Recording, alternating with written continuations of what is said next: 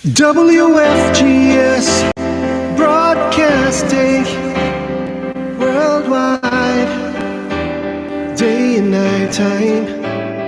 WFGS streaming online, music on the fly, ready online.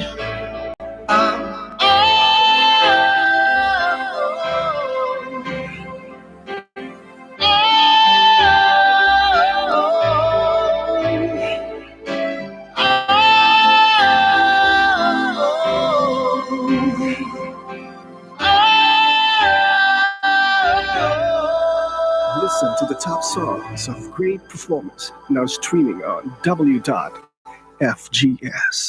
Pakiayos lamang natin mga kapitbahay ang ating mga orasan. Saan man dako ng daigdig tayo nandoon sa Pilipinas ganap ng ika-10 ng gabi, Philippine Standard Time. Samantalang silangang bahagi ng Estados Unidos ay ganap ng ika-10 ng umaga. Diyan naman sa Bretain sa London, alas 2 ng hapon, Saudi Arabia, alas 5 ng hapon.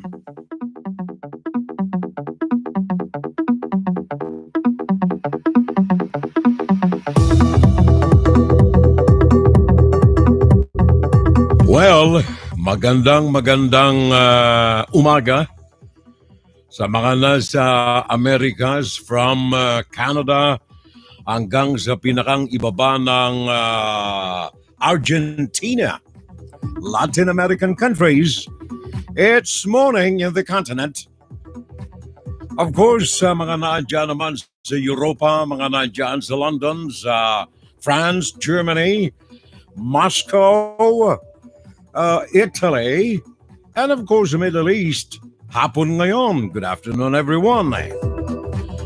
Yung mga naandyan sa Asia, simula dyan sa, let me see, New Zealand, Australia, Pilipinas, Japan, Hong Kong, China, mga naandyan sa India. Magandang gabi, magandang hapon sa kanila. Ano man ang ating mga pinagkakaabalahan mga kapitbahay? Good morning, Medel Fabro. Good morning, good afternoon, and good evening. Ano man ang ating mga pinagkakaabalahan ngayong araw na ito mga kapitbahay? Araw po ng Semana Santa ngayon, Holy Week. Ngayon ay Black Saturday. Ika-3 ng buwan ng Abril. Medyo ngayon ay lamang yung mga issues natin na nakasampa na ay kailangan pag-usapan natin upang sa ganon baka sakali, baka hari nawa na ang epekto ng Holy Week sa mga Katoliko ay magkaroon ng epekto rin sa ibang mga mamamayan na hindi nananampalataya. Fiorel Salvo po ang inyong abang lingkod mga kapitbahay. 57 taon na ngayong buwan na ito na naglilingkod sa mga kadugo natin. Saan mang dako ng daigdig, non-stop na paglilingkod sa mga kababayan nating minamahal. Kaya welcome sa ating palatuntunan. Kayo po mga naandyan sa inyong mga tahanan o kaya mga bisita man kayo ng ibang mga tahanan. Welcome sa ating Fun Saturday Live, ang ating mga breaking news, ang ating public service, general information, and of course, ang ating mga greetings sa ating mga kababayan, especially yung mga nagdiriwang ng kanilang mga kaarawan, and especially yung mga nandirito ngayon na mga kaagapay natin sa ating palatuntunan. Very, very especially sa kanila, kay Medel Fabro na unang-una, na nakita kong pangalan dito, sabi niya, good evening, Fiorel. Watching from Imos, Cavite. Sabado de Gloria dito sa atin ngayon. Yes, Sabado de Gloria. Hindi ko lamang maintindihan kung bakit sa ang tawag nito ay Black Saturday. Sa atin sa Pilipinas, de Gloria na. Happy na, di ba? Pero tahimik pa rin ang buong maghapon ng Sabado sa atin. I remember nung ako'y nagsisimula sa broadcast, 1964. Etong Holy Week na ito, yung mga broadcast na yan, pagkatapos lamang ng 7 palabras, alas 3 ng hapon ng Friday, sign off na kami nung araw. Wala ka nang maririnig na broadcast sa angkamang dako ng Pilipinas. Nandoon, that was 1964. Nung ako'y magsimula sa broadcast, alas 3 ng hapon, wala na ni isang broadcast. Hanggang ngayong araw na ito ng Sabado, wala pa rin. The whole Saturday, wala pa rin na broadcast nung araw.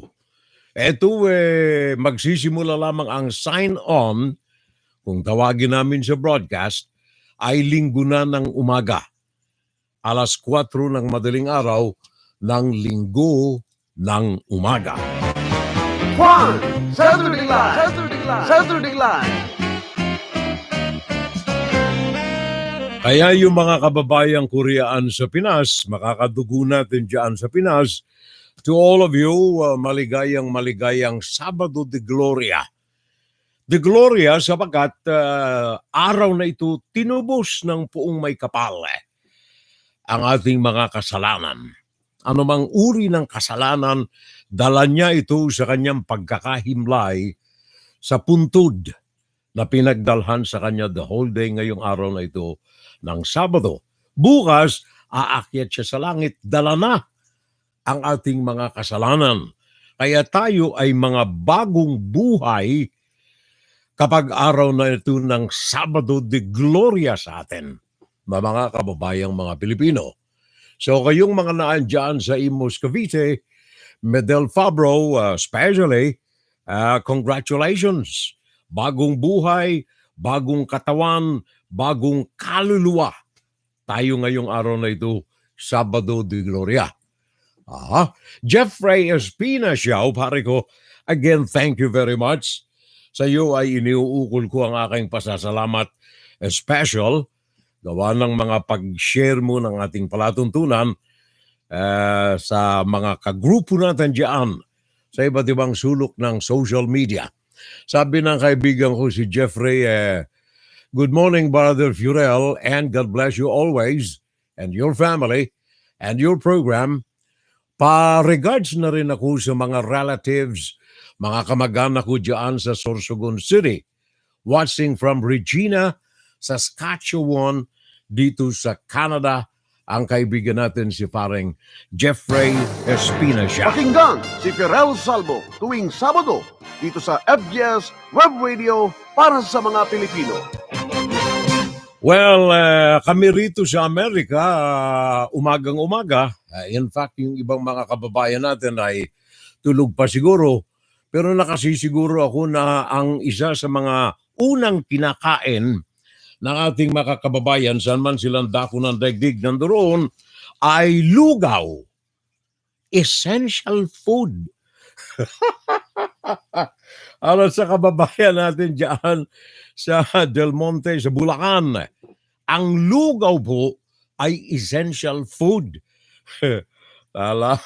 Alala ko ito, naging viral ngayon, ano ha? Oo, pati ang Malacanang nabulabog dahilan sa lugaw. Kaya pare kong Jeffrey Espina Xiao, huwag kang masyadong mapili sa almusal ha. Kailangan yung lugaw ay kasama sa ating almusal yan. Dito sa amin sa Amerika, ang tawag niyan ay liugaw. Liugaw. Ready San Miguel pare ko, nag-almusal ka na ba? Gabi na pala riyan eh. Good morning, sabi ni Reddy San Miguel. Si Reddy dyan sa California, right? Pag nag-almusal ka pare ko, espesyal na lugaw. Yung merong mga hinimay na karneng manok at saka boiled egg at saka merong nakabudbud na kinaskas na chicharon. Sarap na lugaw yan Are ko. siguro kasi yung barangay Tando doon sa Del Monte, Bulacan, yung kanyang lugaw talagang lugaw lang. Kaya hindi yan essential food sa kanya. Good morning, pare ko, Red D. San Miguel. And then Evangelito Dalangan, pare. Maayong hapon sa Imuha Furel. At sa mga nanonood ngayon na magandang programa natin. Okay, live watching from Jeddah, Kingdom of Saudi Arabia. Sabi ng pare natin, Evangelito Dalangan, done sharing na. Thank you. Maraming salamat. And Josie Morano. Good morning. Good morning ka rin. God bless you and God bless you ka rin. All right. Rose Villano, of course, na andyan din. Kababayan kong Bicolana, Diyos maray na Banggi Kuya Fiorel, sabi niya, hali po digdi sa Binanwaanan Sur, sa Pili Camarines Sur. Happy Easter Sunday para sa Agan Domingo. Dios Mabalo, sabi ni Rose Veliano from Pili, Camarines Sur. Jaime Retanal, ang kaibigan natin. Good morning. Gandang umaga from Surigao City in the Philippines. Thumbs up. Aha. Lugaw ba pare ko ang almusal mo riyan kanina? Lugaw. Jaime Retanal. Good morning, Junior Dal. Pare, good morning, ha? Good morning, bro, and to all, sabi ni parang Junior Dal. Of course, ang aking pamangkin dyan sa Florida, Miami, Florida. Ray Ruero and family, maray na aga po tiyo. Hali digdi sa Florida, USA. Yan si Ray Ruero. Isa sa mga paborito kong mga pamangkin, si Ringo Starr. Sabi ni Grandma, Juan, Saturday Live! Saturday Live! Saturday Live! Viral na viral yung lugaw ng ating kaibigan. Anong pangalan noong mama na yon? Yung nagtinda ng lugaw. Let me see. By the way, magkakaso ngayon, ha? Magkakaso ngayon yung pinigilan nila sa San Jose del Monte, Bulacan. Ano ba ang pangalan noong lugaw king natin ngayon? Hindi ko na maalala eh. Sandali, ha? Hinahanap ko dito eh.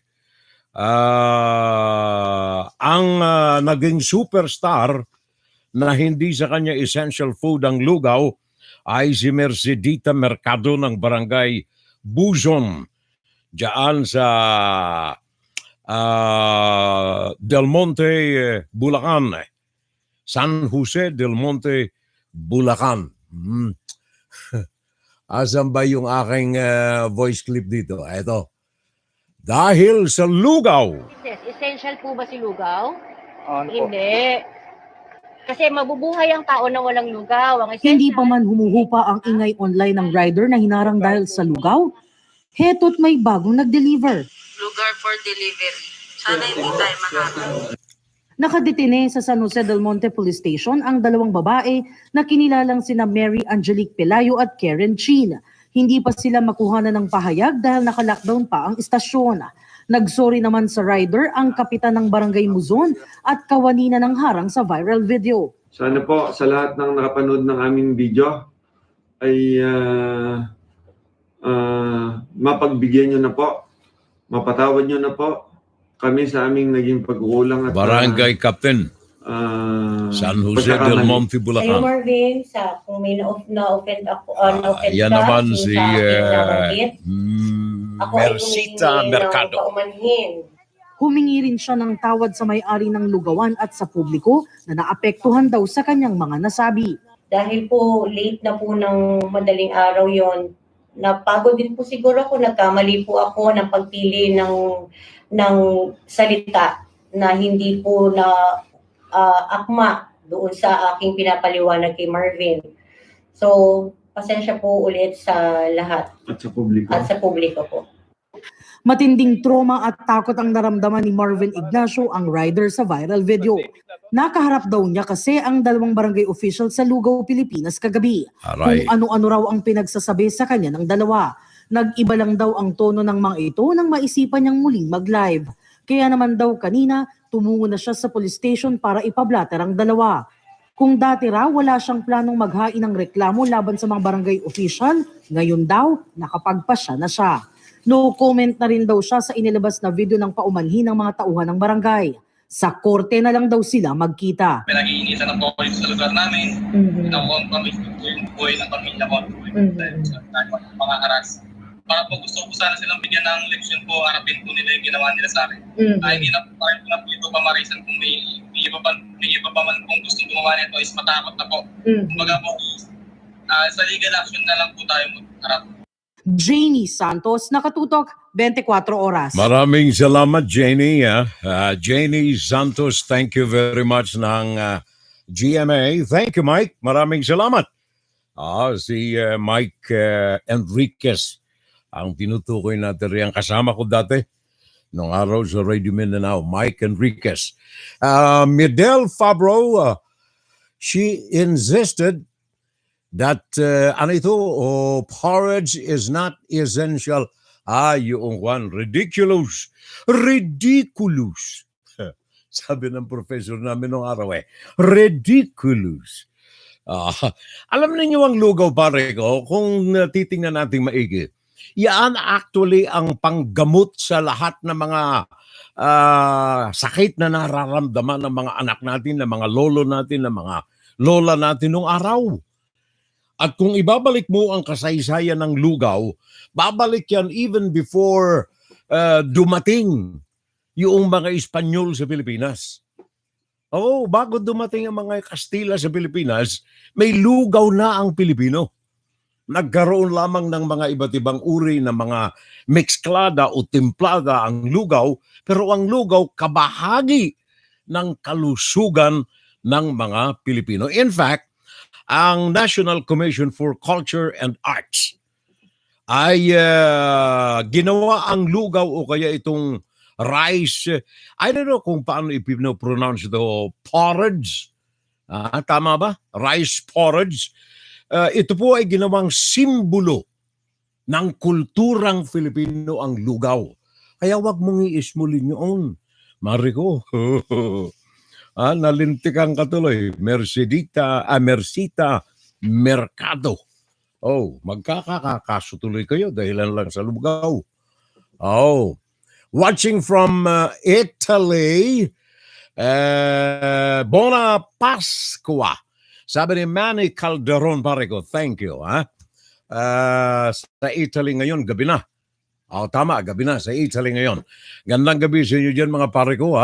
And then si Dean Eclar, sabi niya, please share this important program to all your friends. Maganda. Thank you.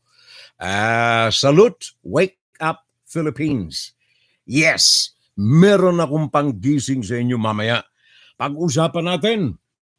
Sabagat ang China ay pinamamayagpagan sa kanilang mga seminars, sa kanyang mga estudyante, na ang China ay nandirito ngayon sa kanyang kalalagayan dahilan sa pangdaraya, plagiarism, stealing, copying, intimidating, etc., etc. Meron tayong balita tungkol sa bagay na yan. Mamaya ng konti. Marilyn Villaluna. Good afternoon, Furel. Kahapon pa ako nag-aabang sa programa mo. Ang kaso medyo na busy, na late ako, umuwi. But now, lucky, I just came back home. Nasa bahay na daw siya ngayon. Si Marilyn Villaluna. Tingin ko nga ay naka-live ka na. Wow, TY, inaabangan talaga kita. Ang programa mo. And God bless. And watching from Kuwait. From Kuwait. Thank you very much. Yan si Marilyn Villaluna. Kaibigan natin dyan. Ingat ka, ha? Dyan sa Kuwait. Ingat kayo riyan. At yung mga kasambahay natin riyan, mga Pinoy na malayo sa kanilang mga mahal sa buhay, nakapaghahanap buhay ng marangal ng matino at hindi nagpapaalipin sa iba. Sabi ng isa kong nakikinig kahit daw siya nakatira sa Pilipinas, hindi siya nagpapaalipin sa ibang lahi. Alright, San Miguel, Aros Caldo. Sabi ni paring Ready San Miguel. Yan ang medyo modernong tawag ng lugaw, pare ko. Oo. Nung araw talagang lugaw lang yan. At saka nung araw, nung mga ninuno natin, magkakaminsan, dala ng kahirapan, talagang kanin lamang ang ginagawang lugaw. Bubudburan mo lamang ng konting asukal o yung iba'y binubudburan ng konting asin, ayos na ang buhay. Pag ikaw ay medyo may sinat, lugaw pa rin. Di ba? Juan, Saturday Live! Saturday Live! Okay, may nakakaligtaan pa ba ako sa taas? Wala na. Already San Miguel, Arroz Caldo pare ko. Si Medel Fabro sabi niya, porridge is not essential, but lechon is essential. You know what I mean, Furel. Sabi ni Medel Fabro, ang lugaw daw ay hindi essential, pero ang lechon talaga lamang espesyal. You know what? Mas submissive nga ang lechon pare ko Mas submissive ang lechon kaysa sa lugaw. Kasi ang lechon lang Ang lugaw siyang damakmak ang mga inihahalo riyan. Oh, in fact, si Mrs. Sabi niya sa akin kanina, sa Lunes, 51st wedding anniversary namin. Magtakay mo, nag-50th wedding anniversary kami last year. Wala naka-quarantine sa bahay Gawa kay Xi Jinping Ngayon, naka-quarantine uli. Kaya sabi ng aking may bahay kanina, sabi niya sa Lunes, 51st wedding anniversary natin, ipaghahanda kita ng espesyal na lugaw. Espesyal na lugaw ang aming wedding anniversary. Iba't ibang putahe ng lugaw espesyal. Okay ba, pare ko? Paring Medel Fabro. Mare. Dineclar, pare ko. Manny Calderon, good morning. At saka si Marlene Villaluna, nagkakanda kumahok na makauwi ka agad-agad para mahabol daw ang ating palatuntunan. Ngayong araw na ito, ang espesyal na report ay lugaw. Lugaw ang espesyal na report, mga kapitbahay. Ugnayan, pakinggan! Nais ko lamang Diyos maray na aldaw, tabi manoy, Medi Foster Loza. Sabi niya, ngayon sa mga kababayan natin dyan sa Pinas, mga kapitbahay, especially kung kayo po ay naandyan sa Visayas and Mindanao, merong napapanaaga na ang pag-asa.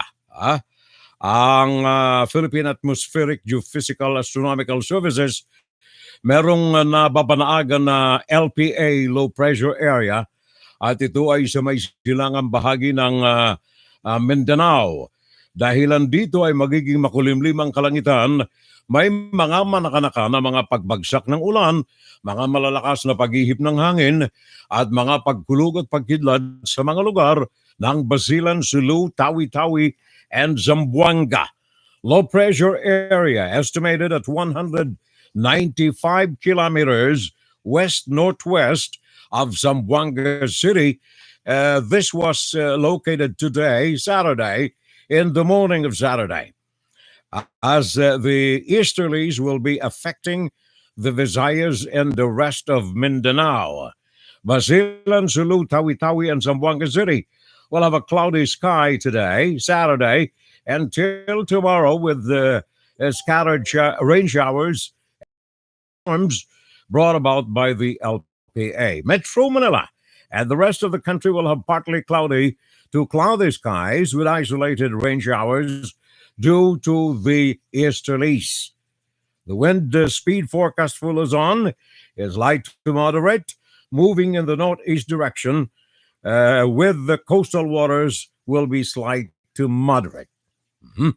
Visayas and Mindanao will have light to moderate moving easterly wind today and tomorrow.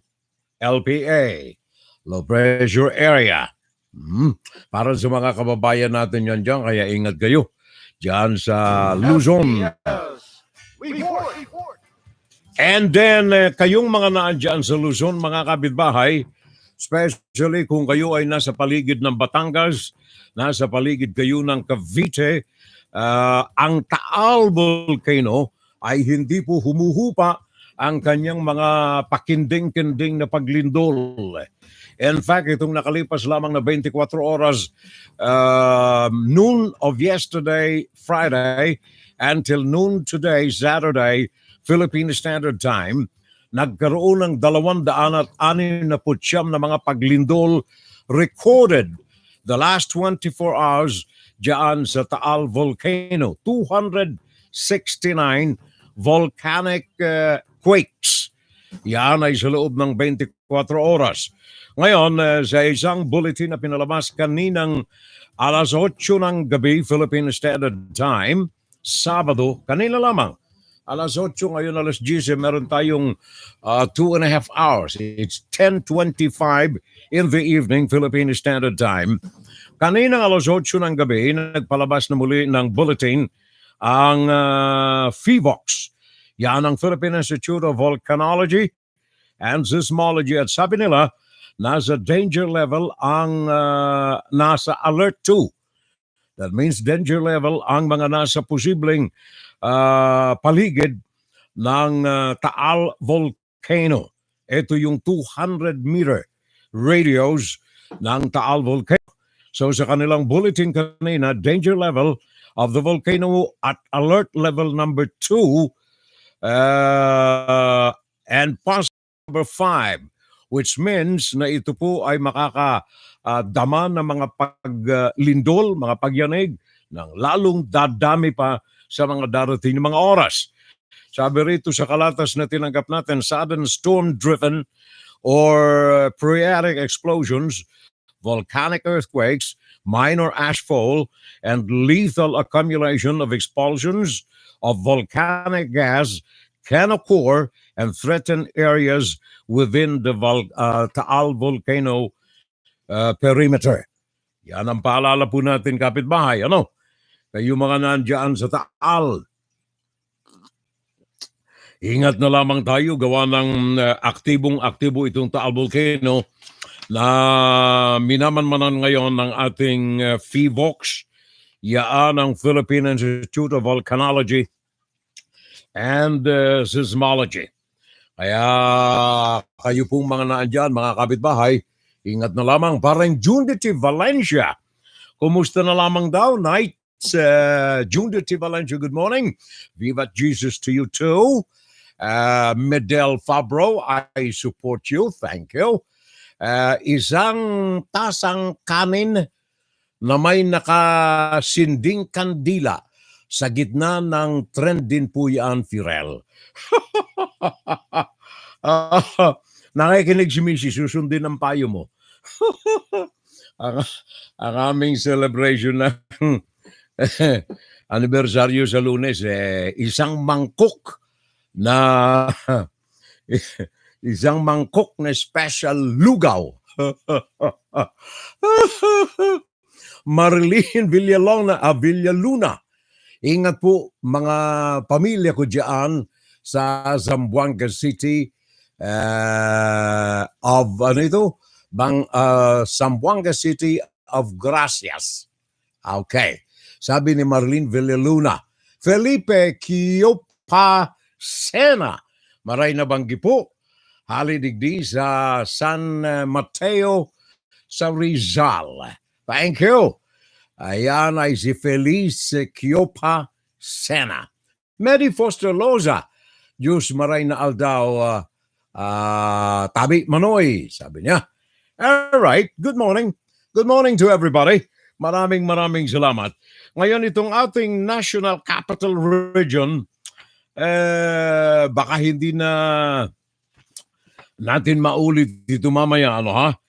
Ang presidente ay muling in-extend starting on Monday ang ECQ. Yan ang exclusive enhanced community quarantine.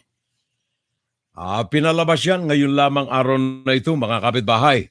Kaya kayo mga naandyan sa Metro Manila, National Capital Region, kasama na ang ilang mga probinsya, ang Metro Manila, ang Cavite, ang Bulacan, Laguna, Rizal, muling pinagpaliban ang deadline ng enhanced community quarantine as of today. President Rodrigo Duterte announced the information through Roque. Ngayong araw na ito, ang enhanced community quarantine ay pinagpaliban until Sunday, Abril 11. Nagrekomenda raw kasi ang IATF na pahabain pang muli ang ECQ na minimum na 1 linggo at sa buong Metro Manila ito at mga probinsya ng Laguna, Bulacan, Cavite at Rizal. Okay? So paalala natin yan sa mga naandyan at pakikalabit na lamang yung mga hindi pa naka-on sa atin ngayon dyan sa Facebook at saka sa YouTube na kung sila ay nagnanasang makaligtas sa mga pagkakahuli gawa ng ayon dito sa kalatas ay ipairal ng pulis ang apprehension. Sabi ng pahayag ni Roque, enforcement of the prevent, detect, isolate, treat, and reintegrate strategy ng IATF in coordination and support of the PNP Philippine National Police. Sabi ni Junior Dal, si Dutz at ang kanyang mga alipores, mga non-essential at disposable ang mga ito. Aray nako. Junior Dal. Si Dutz at ang kanyang mga alipores ay mga non-essentials at disposable sa bansa.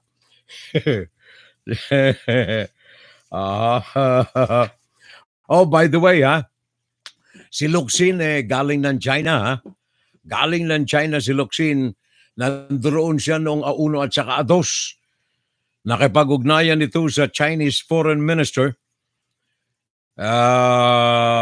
At I don't know kung binanggit niya roon ang kaso ng West Philippine Sea.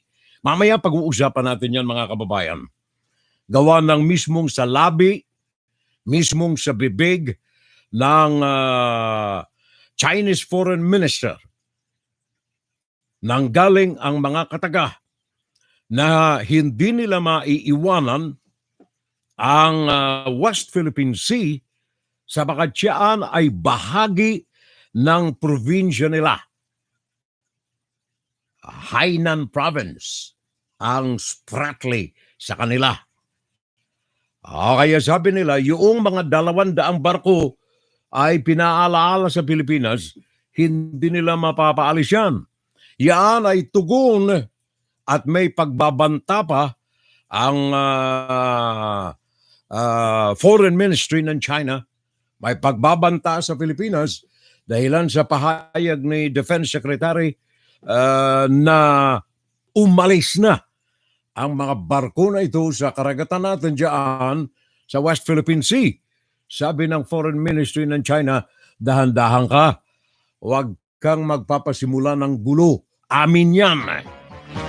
Juan, Saturday Live. Saturday Live. Si Dutz kasi at ang kanyang mga alipores, mga non-essentials naman ng mga ito, sabi ni Junior Dale. Chinese Malaysia. Nakapaligid dyan sa atin sa bansa. In fact, pakinggan nga natin ito. Baka nakakaligtaan ito ng ilang mga kaibigan natin dyan na kibit-balikat. Walang pakialam sa sitwasyon sa West Philippine Sea. Dozens of these militia boats surrounding the island every day. On a shot from December 20th, what you see is 95 Chinese boats, the heaviest day that we have monitored around this feature. Every one of them are large, none of them broadcasting the signals that they should be to avoid collisions, none of them with nets or other gear in the water, none of them fishing. They just sit there for long periods of time, monitoring and intimidating the Filipinos. So yan ay report galing ho yan sa mga kaibigan nating nagmamasidyan from abroad. Hanggang ngayon hindi umaabante sa labas ng Philippine Exclusive Economic Zone ng mga ito. Kaya si Delphine Lorenzana kanina, araw ng Sabado, ay hindi niya mapigilan. At sinabi niya na sa ikalawang pagkakataon ay pinaabot niya sa embahada ng China na umalis na sapagat bagaman nagagalawan yung mga barko na yan na mga paramilitary o kaya Malaysia ay hindi umaalis sa loob ng mga atolls dyan sa bansa. Kaya si Delphine Lorenzana ay ipinaabot sa China na muli umalis. Ang tugon naman ni Wang Yi, ito ang counterpart ni Locsin sa Pilipinas, sa China. Ang counterpart niyang si Wang Yi ay nagsabi na ang Spratly ay hindi pwedeng kami ng Pilipinas sabagat ito ay bahagi ng kanilang probinsya ng Hainan. I don't know kung binanggit ni Locsin itong issue na ito nung sila'y mag-usap doon sa China. Bumalik kanina si Locsin sa Pilipinas. Ang dala nito ay mga issues na may kaugnayan sa pagtatatag ng tinatawag nilang Regional Comprehensive Economic Partnership Agreement between China and the Philippines. Hindi ba tayo nakakaramdam na binabastos na ng hayagan ng Pilipinas ng China? Nandoon tayo ang report na tinanggap natin, si Locsin, isa sa mga adikain ng kanyang pagbisita sa China, ay makiusap sa China na may kaugnayan doon sa Sinovac vaccine na dagdagan pa ang supply sa Pinas. I don't know kung bakit pinagdidiinan natin ang Sinovac. May naragdag po na 9 na mga Chino ang namatay sa Hong Kong. Dito lamang na nakalipas na Huwebes, 9 ang namatay sa Hong Kong pagkatapos na turukan ng Sinopharm. 9 namatay pagkatapos na turukan ng Sinopharm. Bakit tayo doon lagi pangunyapit sa China? Juan, Saturday Live. Alam mo ang sabi ni Wang Yi, ito yung counterpart ni Locsin sa China. Ano ang sabi ni Wang Yi kay Locsin? Sabi niya, yung mga bansa natin, the Philippines and China, should preserve stability in the South China Sea. And momentum in bilateral relationships should be maintained. And to accelerate negotiations on a code of conduct for the South China Sea. Ibig sabihin, pinipilit itong si Wang Yi sa Pilipinas through the representation of Locsin na wag ka nang masyadong maingay ang Spratly. Provinsya ito ng Hainan.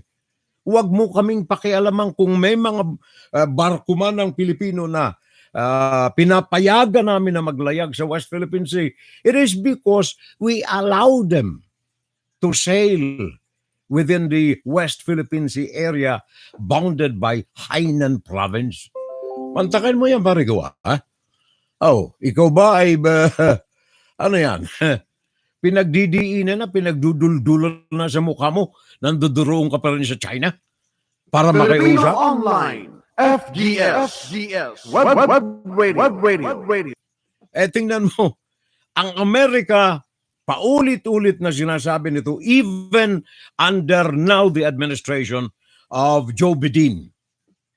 ang Amerika sa magitan ng Foreign Ministry Office ay sinisiguro sa Pilipinas na ang Pilipinas ay sasakluhan ng Amerika sabagat ang West Philippine Sea ay bahagi ng teritoryo ng Pilipinas. Kinikilala ng UN. Web Radio. Para sa mga Pilipino. Yan ay dahilan na rin doon sa desisyon ng International Court. Kaya ang United States ay sinasabi nila ang US-Philippine Mutual Defense Treaty is applicable dito sa West Philippine Sea. Itong si Locsin nandoon nagkakanda makaawa. Simula nung Huwebes, Abril 1. Sa kabila, alam mo, ako'y natutuwa kahit papaano. Gawa na ang Philippine military mukhang nagigising pare ko. Parang Junior Dal. Siguro pakikalabit natin, Medel Fabro. Pakikalabit natin yung mga kamag-anak nating mga militar doon sa Pinas. Sabihin natin mga pare ko, ang pasahod na yan hindi galing kay Digong. Ang pasahod, mga increases na yan, mga beneficio ninyong yan, ang perang yan hindi galing kay Digong. Marlene Villaluna, pakikalabit natin yung mga kamag-anak natin mga sundalo riyan. Parang Feliz, Kiopa Sena, Medi Foster Loza. Kalabitin natin yung mga kamag-anak natin mga sundalo sa Pilipinas.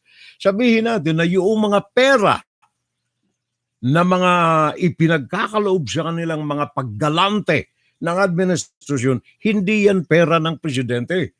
So their loyalty, yung sinumpaan nilang pangako, ay hindi sa presidente. Ang sinumpaang pangako ng mga sundalo natin ay para bigyan ng proteksyon ang ating mga kababayan. And above all other things, ang ating bansang tinubuan. Yaan ang Pilipinas. Paring dineklar, kalabitin mo yung mga kamag-anak mo sa Pinas. Paring Jaime Retanal. Yung mga kamag-anak natin, paring Reddy San Miguel. Paring, ang aking pamangkin, Ray Ruero. Ang grandpa nito sa other side. Sa father side niya, sundalo yun. Veterano. Ang grandpa nitong si Ray Ruero. Paring Junior Dal. Jaime Retanal, paring Rose Villano. Jose Morano. Evangelito Dalangin, paring Reddy San Miguel. Jeffrey Espinasiao. Kalabitin natin mga pare ko ang ating mga kamag-anak na mga sundalo at ipaalam natin, ipahatid natin sa kanila mga puso at damdamin na ang anumang biyaya na kanilang natatanggap, maging mga biyayang galing sa kasalukuyang administrasyon, ay biyaya po yan na galing sa kaban ng bayan, sa kaban ng mga mamamayan. Ugnayan, pakinggan. Yan ang nais nating ipaabot, Ipaabot natin yan sa ating mga kamag-anakan, mga pare ko. At especially, na parang walang katuparan itong sinasabi ng presidente. Hindi ba madalas napapakinggan natin? Lalo ngayon na bangkarotin na naman ang kalusugan ng mga Pilipino. Ako'y pinaninindigan ng balahibo, maniwala kayo, sa patuloy na paglala ng kalagayan ng kalusugan ng bansa, sa patuloy na paglaganap ng walang humpay, walang kontrol ng Wuhan coronavirus. Pinaninindigan ako ng balahibo dito sa bagay na ito. Gawa ng simulat sa pool ng ating pagtalakay sa bagay na ito. Sinasabi na natin na ito pong pamamalakad ng IATF na pinamumunuan ng mga retirado o aktibong mga sundalo, mga general, ay malayo sa dapat na mga hakbangin na ipatupad. Ang pamahalaan ng Pilipinas ay nagkakamali sa kanilang direksyon na tinatahak sa pagsugpo ng Wuhan coronavirus at paggamit ng militar. Dapat dyan ay yung mga henyo. Dapat dyan ay yung mga matatalino. May sapat na mga pinag-aralan, may sapat na eksperyensya sa medisina, sa virus. Yung mga virologists natin. Kung wala man ay mag-importa tayo ng mga utak na galing sa labas ng bansa upang mapag-aralang maigi ang mga solusyon ng nararapat sa Pilipinas. Mantakin mo itong Philippine Orthopedic Center, ha? Ito pong Philippine Orthopedic Center, paalala ninyo sa mga kapitbahay natin riyan. Ang Philippine Orthopedic Center, ngayong araw na ito ng Sabado, ay nagsabi na kanilang isasara ang kanilang outpatient services. Hindi sila tatanggap ng mga serbisyo na pinauuwi yung mga may sakit, yung mga pasyente. Outpatient, isasarado muna ng Philippine Orthopedic Center gawa ng overwhelming na ang kanilang mga pasyente. Ang Quezon City Hospital ay nagsabi na ang kanilang akomodasyon, especially yung mga references, yung mga consultations, ay idadaan na lamang nila sa social media. Meaning to say, instead na kayo'y pumunta roon para makipag-appoint, para maipakita ang inyong mga may sakit na mga kamag-anak, dalhin doon para magamot, kailangan gamitan na lamang ninyo ng social media. Ang Philippine Orthopedic Center, yaan na naandyan sa Quezon City, ay tatanggap na mga consultations o mga kung ano-ano mang mga pakikipagtalastasan sa magitan na lang muna ng Facebook. Sa pamamagitan muna ng Facebook. Gawa ng ang maraming mga frontliners nila, mga nurses at mga doktor, ay sa sawing palad na test itong mga positibo sa sakit na Wuhan coronavirus. Positibo dito po sa mga frontliners, 117 ng mga nasa frontlines nila, mga doktor at mga nurses, ay nasa kote ng Wuhan coronavirus. Yaan ay report kagabi. Ngayon, Sabado, naragdagan pa sila. Naragdagan pa ang bilang na ito na mga may sakit ng Wuhan coronavirus. Out of 180 na isinailalim ng swabbing para alamin kung negative o positive itong mga frontliners sa Philippine Orthopedic Center. Out of 180, 117 ang natagpuang positibo. 117 positibo sa Wuhan coronavirus diyan sa Philippine Orthopedic Center sa Quezon City. Kaya yung mga anumang mga kalatas, talastasan, etc. palitan ng kung anong mga katanungan sa magitan na lamang ng kanilang webpage o kaya Facebook page. Wag na kayong pumunta roon at hindi kayo tatanggapin. Sarado ang kanilang outpatient services. A total of 216 patients ang naka-confine ngayon sa pangangalaga nitong Philippine Orthopedic Center. Kaya wala munang idaragdag ditong mga pasyente. Orthopedic, ngayong araw na ito ng Sabado, naragdagan pa ang bilang nila ng 7. Ngayong araw na ito ng Sabado, sa mga frontliners nila na may mga nasa kote positibo ng Wuhan coronavirus. Yan ay pinaalala namin sabagat nakakaluno siya. FDS Web Radio para sa mga Pilipino. Huwag po nating kaliligtaan yan, mga kapitbahay. Akala ko ba, sabi ng presidente, kapag siya'y nabigo sa kanyang mga ipinangako, ha? I am not happy anymore. Mag-resign ako baka presidente. When I will resign as president of the Philippines.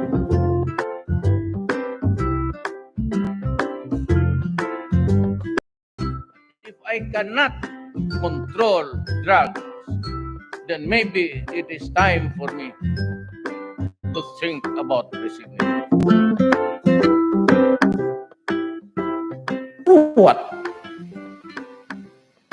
Sabihin nila ako diktador, anak ng if they can perfect that federal setup in 2020, I will step down and give way. Chacha yun, chacha ang tinutukoy niya. Kung sino sa mga anak ko ma-involved sa corruption, I will immediately resign. That you have my word. Mhm. I will resign as President of the Philippines.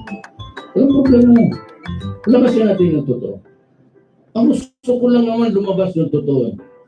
Kung sino talaga ang magnanakaw at sino yung nagbigosyo sa lugar.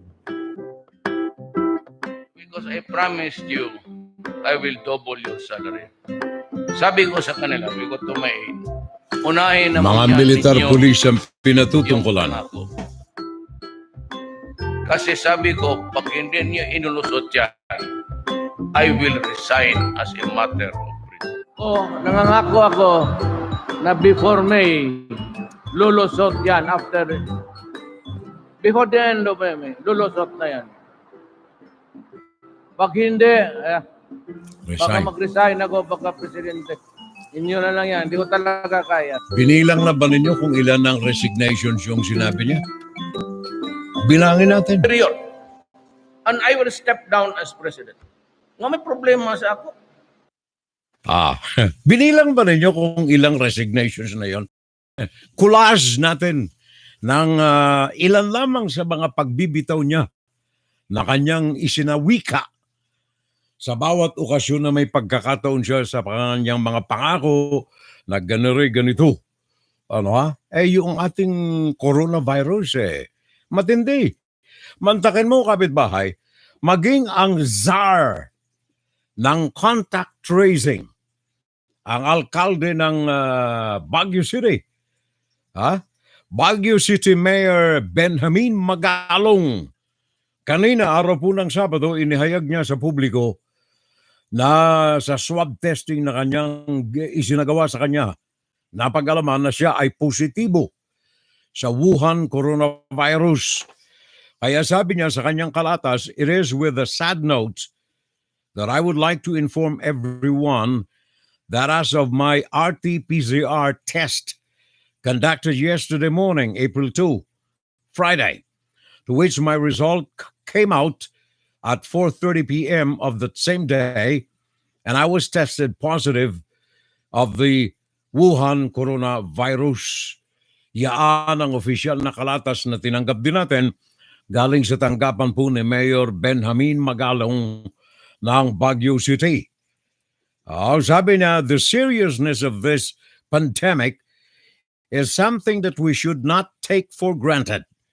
It is a difficult situation, and I don't want any one of you to be in this condition, as it is emotionally, psychologically, and financially difficult for our loved ones to bear. Mga kataga po yan ni Mayor Benjamin Magalong ng Baguio City na ng Sabado sa Pinas ay ipinahayag na sa publiko ang kanyang pagiging positibo sa Wuhan coronavirus, mga kapitbahay. Juan, Saturday Live! Saturday Live!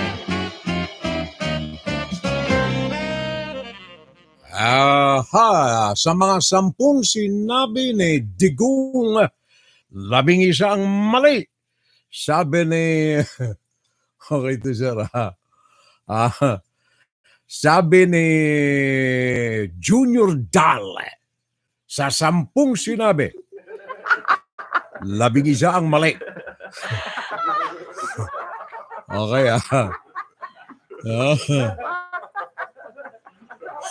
Marami ang mga pinakakain ng pera. Sabi ni Junior Dal. Teresita Sampaga, good evening, Furel. Always watching your program. Nakakabahala na po talaga. Napakarami na po ang mga positibo sa Wuhan coronavirus. Sabi ni Teresita Sampaga. Yan nga ang sinasabi natin Kaya sabi ko Sa bagay, hindi natin mapipilit yung kung ayaw eh. Ha? Hindi natin mapipilit kung ayaw. Pero nasa kamay na ng mga kababayan natin ang ikang ay ipaabot ang kanilang paghuhusga para maibsan ang mga dalahin sa buhay. Ako'y natutuwa kahit papaano dito kay Defense Secretary Lorenzana. Gawa ng medyo matulis yung kanyang mga binitawang salita kanina eh. Etong araw na ito ng Sabado, sabi ni Lorenzana ay ano ito? China is committed. Hindi. Ito yung sagot pala kay Lorenzana eh. Pakinggan ninyo mga kapitbahay. Ito yung sagot ng konsulata ng China dito kay Lorenzana. China is committed to safeguarding peace and stability in the waters, meaning to say yung West Philippine Sea. And we hope that authorities concerned, meaning Filipinas, would make constructive efforts and avoid any unprofessional remarks which may further fun irritation and irrational emotions. Matara mo yan, ha?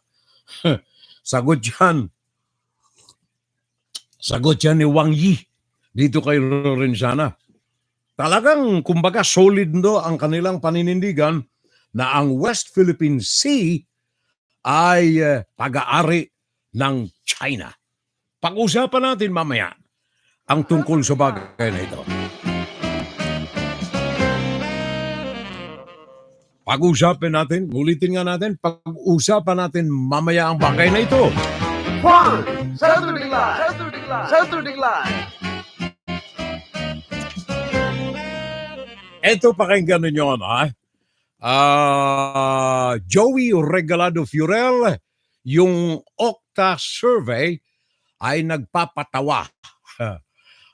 I hope ito'y pareho nung nabasa ko. Nagpapatawa, number 1 raw yung anak ni President Duterte watching from Los Angeles, California. Okta survey, nagpapatawa, number 1 yung anak ni number 1 sa ano ito, sir? Pakidagdag natin yung informasyon. And then si parang Jeffrey Espinaciao ay nag-post. Siguro ito yung palitan ng mga kataga between Locsin and Wang Yi. China warns US over red line. Oh yes, may news item ako riyan. Tungkol sa bagay na yan, pare ko, mamaya na konti. Sana punta yung nawala yung aking clip pa. Sandali. Pakinggan si Ferrell Salvo tuwing Sabado dito sa FGS Web Radio para sa mga Pilipino. Alright, thank you. Ito muna ang nais kong pagtuunan natin ng pansin, mga kapitbahay. Marlene Villaluna, sabi niya, tama ka. Junior Dal, sa mga 10 sinabi ni Digong 11 mali. Si Speaker of the House Velasco, anong pangalan nito? Lord Alan Velasco. Si Speaker of the House ay naasar na rin, napuno na, umapaw na yung kanyang pasyensya dito sa walang kontrol na paglaganap ng Wuhan coronavirus sa Pilipinas. Kaya sabi niya kanina, nais niyang ipaabot sa Food and Drug Administration at ganun din sa Department of Health na kung maaari itong dalawang sangay ng gobyerno natin ay magsagawa ng alternative research, alternative drug research. Ano pa ba ang pwede nating gamot na pwedeng gamitin upang masawata ang paglaganap na ito ng Wuhan coronavirus? Anong klaseng iba pang mga gamot ang pwede nating gamitin dito, mga kapitbahay? Yun ang panawagan ni Velasco, ang Speaker of the House. Sabi niya, ang desperasyon ng publiko dahilan sa walang humpay na paglaganap ng Wuhan coronavirus. And then dagdagan pa natin itong mga kwarantina, yung mga ECQs na ito. Ang iba ay nasisiraan na ng ulo eh. Paano kakaharapin ito? Kaya sabi ni Lord Alan Velasco, kailangan ay tumuklas, maghanap ng ibang paraan na baka meron diyang ibang mga gamot na pwedeng gamitin na hindi masyadong pabigat sa bulsa ng mga nahihirapan na mga mamamayang mga Pilipino. And then nabanggit niya rito yung isang uri ng alternatibo. Ito yung nung isang araw ni-research ko na rin ito Gawa ng dito sa Amerika, pinanunood ko yung isang professor ng si Dr. Ryan Cole. Ito'y Chief Executive Officer ng Medical Director ng Dole Diagnostics. Itong si Dr. Ryan Cole ay ipinapano ka lang niya na gamitin yung ivermectin na uri ng medisina na ginagamit na mga panggamot sa mga hayop, pero may version na ginagamit ng tao. Ito ay ang ivermectin medicine. Yun ang tinutukoy ni Lord Alan Cayetano.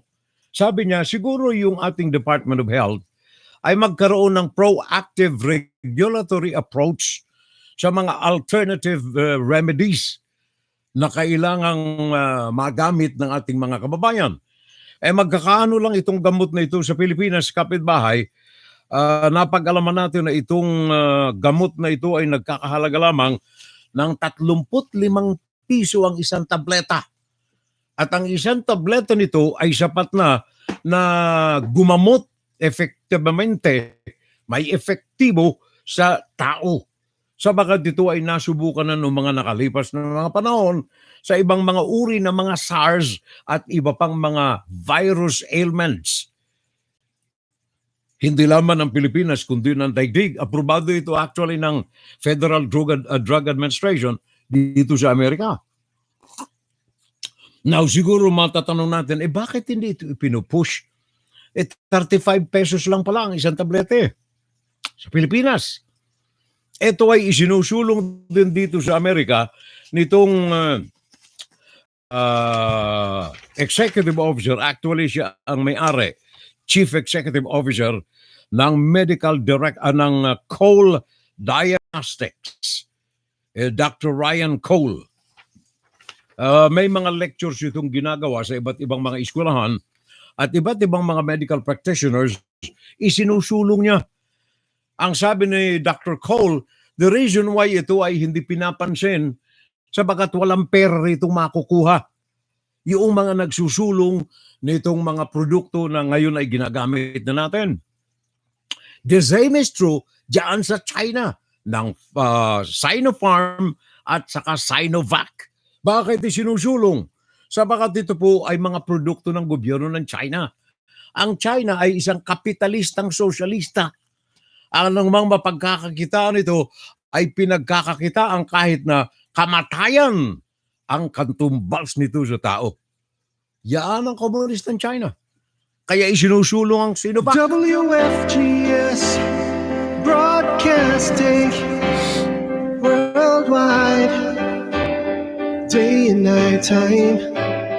WFGS streaming online, music on the fly, ready online.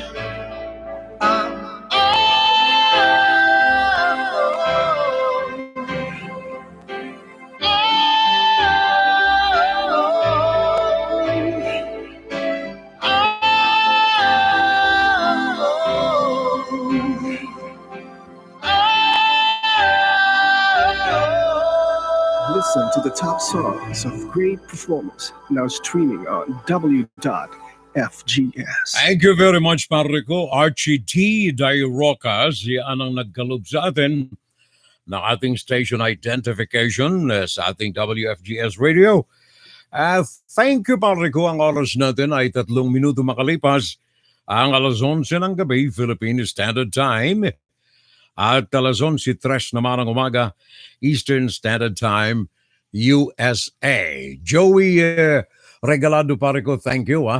Maraming salamat sa contribution na pinagkalob sa atin. And then, Ready San Miguel, sabi niya, okta kadigong yaan, di dapat na mawala. Ano ito? Hindi dapat na maniwala diyan sa research na yan. Aha. Ready San Miguel, mukha pa lang ni Digong ay hindi mo na mapaniniwalaan. Okay. Ano ito? Grace Recto Mirazol Palencia. Welcome sa ating community of friends, Grace. Magandang gabi. Gandang umaga. Oh, from California. So good morning. Sa California ay alas 8:04 pa lamang ng umaga. Bago nating kasama Grace Recto Mirazol Palencia. With a P. Palencia. Sabi niya, good morning and watching from California. And from Virginia Beach. Virginia. At saka sa Las Vegas, Nevada, nandiyan ang ating kasama. May-ari ng Edwards Travel and Tour, Edward Osita. Sabi niya, good morning, Firel. Okay, from Las Vegas, Nevada, and Virginia Beach sa Virginia. Okay? And then sa Junity Valencia, sabi niya, the pronunciation must be ivermectin. Ivermectin. All right, thanks, Parico. Junity Valencia. Ivermectin. Okay. Okay. So, yan ang proposal ni Velasco. Maghanap ng ibang mga uri pa ng medisina na pwedeng gamitin. James Escano. Good morning, Furel. As always, watching from Maryland. Yan ang ating kasama, si parang James Escano. My apologies, Hindi ko maiwasang hindi uminom ng aking tea. Gawa ng siguro yung medication ko nagpapatuyo ng aking labi at sa lalamunan at sa gilagid. Tumutuyo. Franco Jojo. Alin kaya ang first name nito? Franco or Jojo?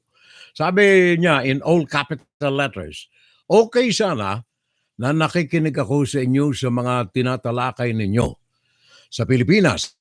Pero kaya lang, may mga napansin ako na parang hindi kayo natutuwa sa ginagawa ng Pangulo para sa mga mamamayan. Para sa akin ay mas naniniwala pala kayo doon sa mga kumakalaban sa administrasyon ng Pangulo. Sana ay magbalita lang kayo, wag lang yung may kasamang banat, ay kasamang banat pa kayo sa Pangulo. Kung ganyan against kayo sa pamumuno ng Pangulo, wag na kayong magbalita. Aba, freedom of speech pare ko. Parang Franco Jojo. Oh my goodness. Wag na daw akong magbalita kung puro banat sa Pangulo. Pare ko, eto maiksing panahon ipaabot ko sa iyo. I don't know kung ikaw ay kasama o hindi.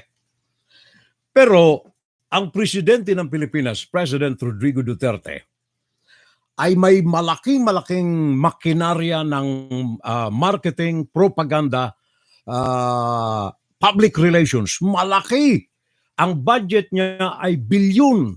Ang budget ng presidente upang ipalaganap ang kanyang administrasyon.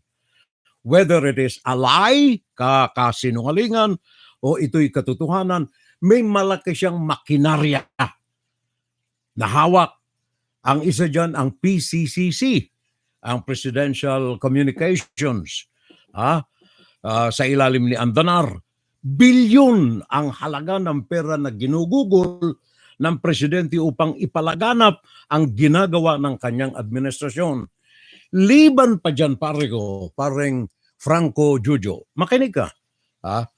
Liban pa riyan, meron siyang tulong na galing sa komunistang China. Hindi ito pagtira, hindi ito pagbanat. Ito'y fact. May tulong siya galing sa komunistang China sa tinatawag ng komunistang China na propaganda division nila na kung tawagin ay 50 cents.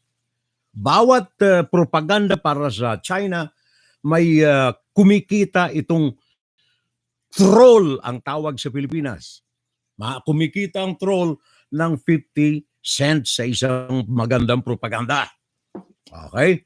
Sa Pilipinas, pare ko, sabi ko na nga, liban pa dito sa tulong ng kanyang administrasyon na propaganda para sa kanya.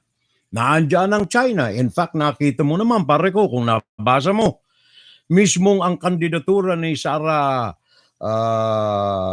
Duterte nakapublish sa 50 cents ng komunistang China. Sinusulong.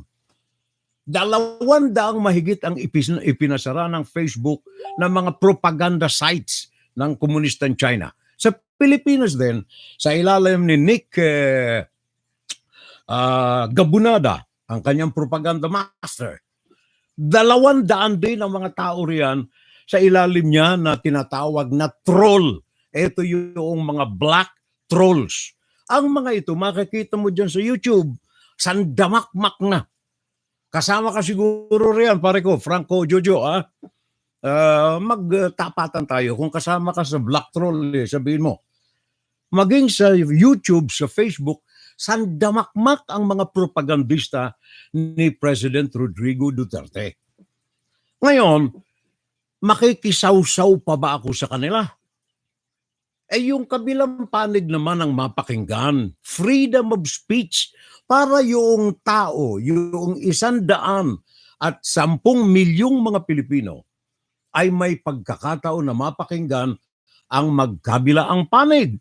Ang panig ng well-oiled machinery ni President Rodrigo Duterte at saka ang panig na nasa kabila na walang fundo na pwedeng gamitin para pabanguhin ang kanilang mga pangalan. Wag mo akong utusan, pare ko, Mr. Franco Jojo. Wag mo akong utusan na tumigil ako sa aking pagbabalita. Wala kang karapatang magsalita ng ganyan. Gago lamang at isang walang kaalam-alam na tao ang magbibitaw ng ganyang salita. Bobo ang tao na nagbibitaw ng ganyan. Huwag mong sakupin ang pagkatao ng iba. Pakialaman mo ang sarili mong buhay. Ako, ang aking buhay ay mikropono. 57 taong kong ginamit ito upang ihayag ang katotohanan, hindi kasinungalingan. Facts, hindi fiction.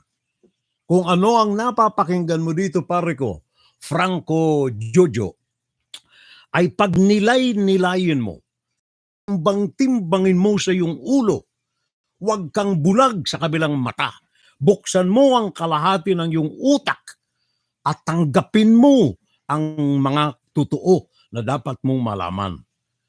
Ikaw ang bulag pare ko, Joe. Sana magkaibigan tayo, magkape tayo kung nandito ka sa Amerika. Magkape tayo at paliliwanag ko sa iyo. Bulag ka Ito ang mga taong gusto kong makaharap Ito ang mga taong nangangailangan ng tulong. Ngayong Black Saturday, ito ang mga tao na dapat nating akayin sa tamang landas. Ito ang mga taong katulad ni Franco Jojo, ang kailangan nating tulungan ang kanyang kaluluwa, ang kanyang isip, ang kanyang utak na mabuksan sa katotohanan. Pare ko, nakakalungkot pag ganyan Di ba? Nakakalungkot Insight, guro-guro, opinion, Pan Saturday Live. Grace Recto Mirasol Palencia. Good morning, Fiorel. Watching from Oxnard, California. Good morning. Aha, bagong gising. Kuro Maru, good day, Furel. Last year ay may group ng ano ito, Sir Knight Doctors and Concerned Citizens na nagpunta sa Malacanang para mag-suggest ng ano ito, AltMeds, pero pinalayas daw sila ng Malacanang.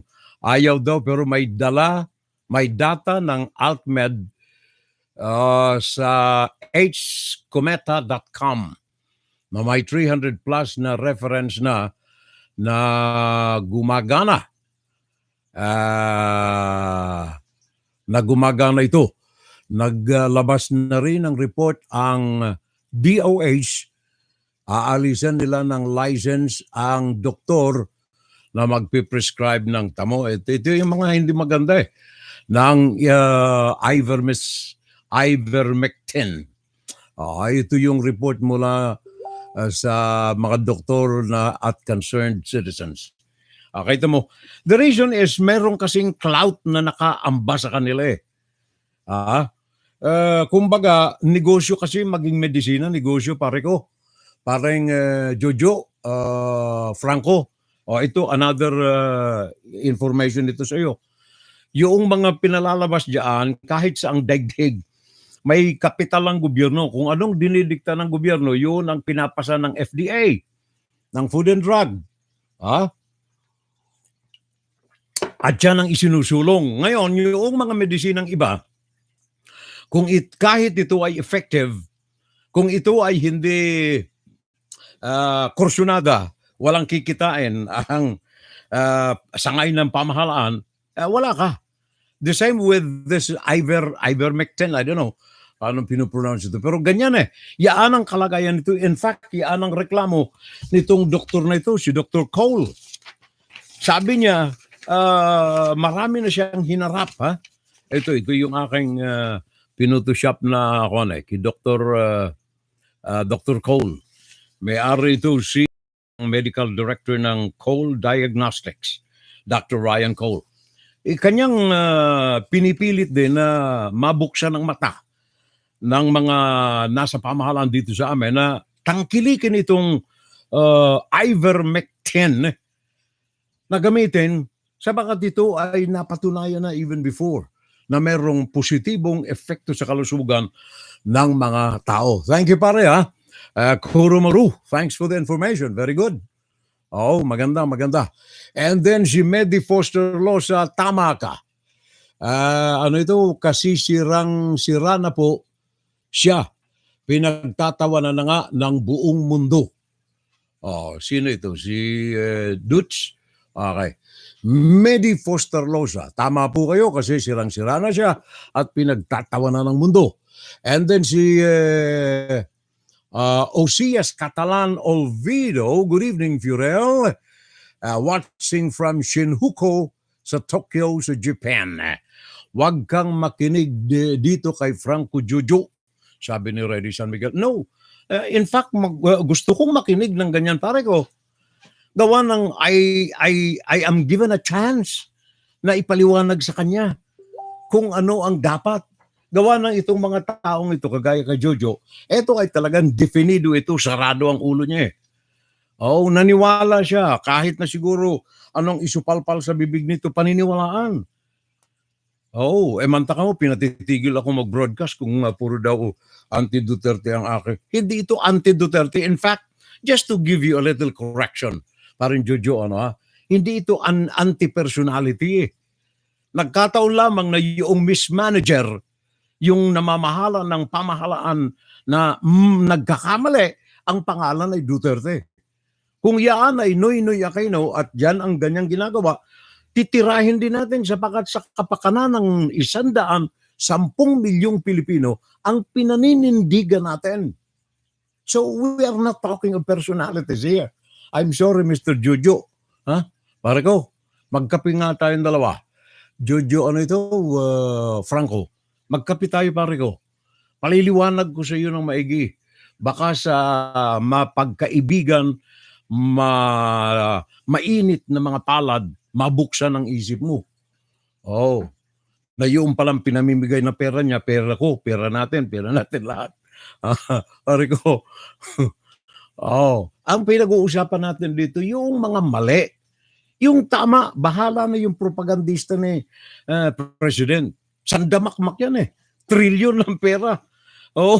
Kahit saang sangay ng gobyerno ng Pilipinas ay merong budget ang gobyerno para sa propaganda ng bansa. So hindi natin kailangan yan. Samahan mo pa ng mga troll. Kagabi lamang nagsusurf ako sa YouTube. Nako, sandamakmak ang mga trolls doon. Black trolls. Maniwala ka. Talagang magkakandaduling ka sa katitingin sa mga propaganda ng mga trollers diyan sa YouTube. Kaya yung mga union sa Pilipinas, yung union ng mga nurses sa Pilipinas, nananawagan sila dahilan sa mismanagement ng medical problem ng bansa. Wala nang mga nurses ngayon sa Pilipinas.